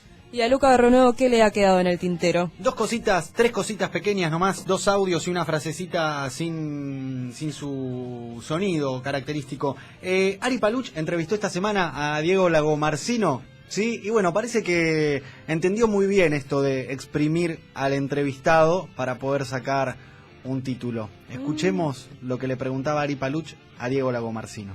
¿Alguna vez, yo te lo tengo que preguntar, alguna vez cuando este tipo te volvía loco y demás, se te pasó por la cabeza pegarle un tiro? No, Albert, estás loco, ¿no? No, te lo tengo que preguntar. Te voy a contar algo. Tengo el gato hace varios meses con un tumor y lo tengo que sacrificar. El domingo iba a venir a la veterinaria y la llamé para que no venga porque no me animaba. Bueno, cruda la pregunta de Ari Paluch, bien al fondo de la cuestión. ¿Comparó a Nisman con un gato? Bueno... No hace falta lecturas. No hace falta que lo diga Diego Lagomarsino. No estoy de acuerdo con esto de sacar títulos igual. No me gusta la tradición del título, porque el título generalmente no dice nada. Bueno, pero digamos que Ari Paluch obedece a este tipo de formas. Este es muy fuerte. Nunca se te cruzó pegarle un tiro con todo lo que te pasaba. Bueno, como digamos, quiero matar a mi jefe. Clase 1 y 2. Tacto 1 y 2 le faltó a Ari Paluch. El último audio de esta semana, Miguel Pato Villanueva es un cronista de la ciudad de Santa Fe que invitó a su programa al precandidato a gobernador por el PRO, Miguel del Cel, y le realizó una interesante apuesta, interesante para ellos seguramente. Esto era lo que le apostaba Miguel Pato Villanueva, periodista de Santa Fe, a Miguel del Cel. Si saca 750.000 votos, la puta la pago. Si saca menos, la pago yo. Vale, vamos. Bueno, no se lo ve en el audio, pero sí se ve un video que está circulando en las redes sociales, donde Miguel del Cel asiente cuando este señor, Miguel Pato Villanueva, le pregunta por estas cuestiones. Y la última, sin audio, cortita, sin audio.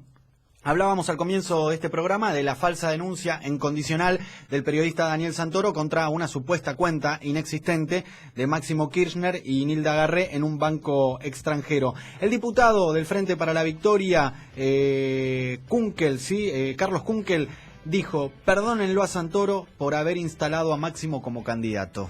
Muy bien, Lo y perdonamos. ahí se fue Lucas Barronuevo y las frasecitas de la semana, completísimo. El día de hoy estuvo también Santiago Migliorini con los deportes, estuvo el señor Rodrigo Argain en la operación técnica, Diego Malvernat en la columna política, Natalia Muñoz en la conducción, y mi nombre es Sebastián Mangini también en la conducción. Tuvimos de todo el día de hoy, Gastón Arespi, diputado nacional, hablando acerca de la Marina Mercante, también estuvo Ariel Ciano. La verdad que un programa cargadísimo, muy contentos de hacer Aires de Ya Estaríamos, y nos vemos y nos reencontramos en la radio el próximo domingo. Nos vamos contentos, felices Pascuas para todos. Nos vamos con la música de Corradini Trío haciendo La Memoria de la Cruz del Sur. Muchas gracias y será hasta un nuevo encuentro. Memoria de la Cruz del Sur, y me bautizo en el nombre del sol, que nunca olvida ni al diablo ni a Dios. Mientras el mundo corrompe la voz, plato en las madres y en tu corazón.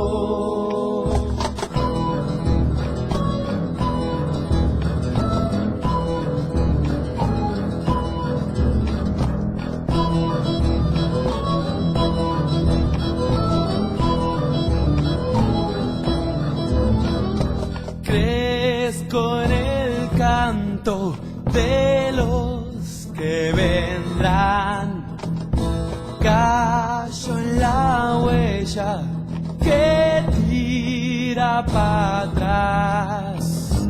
Soy como el agua, reflejo la sed.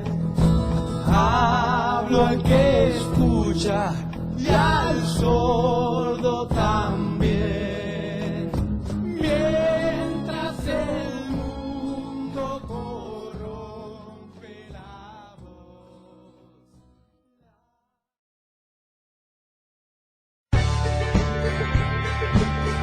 DIC Producciones. Compuesta por estudiantes y profesionales. Creada como servicio de la comunicación. Surco se abrió en el continente para sembrar nuestro sueño de siempre. Qué lindo mostrarle al mundo que bien se siente este abrazo. Y con el fin de generar lo propio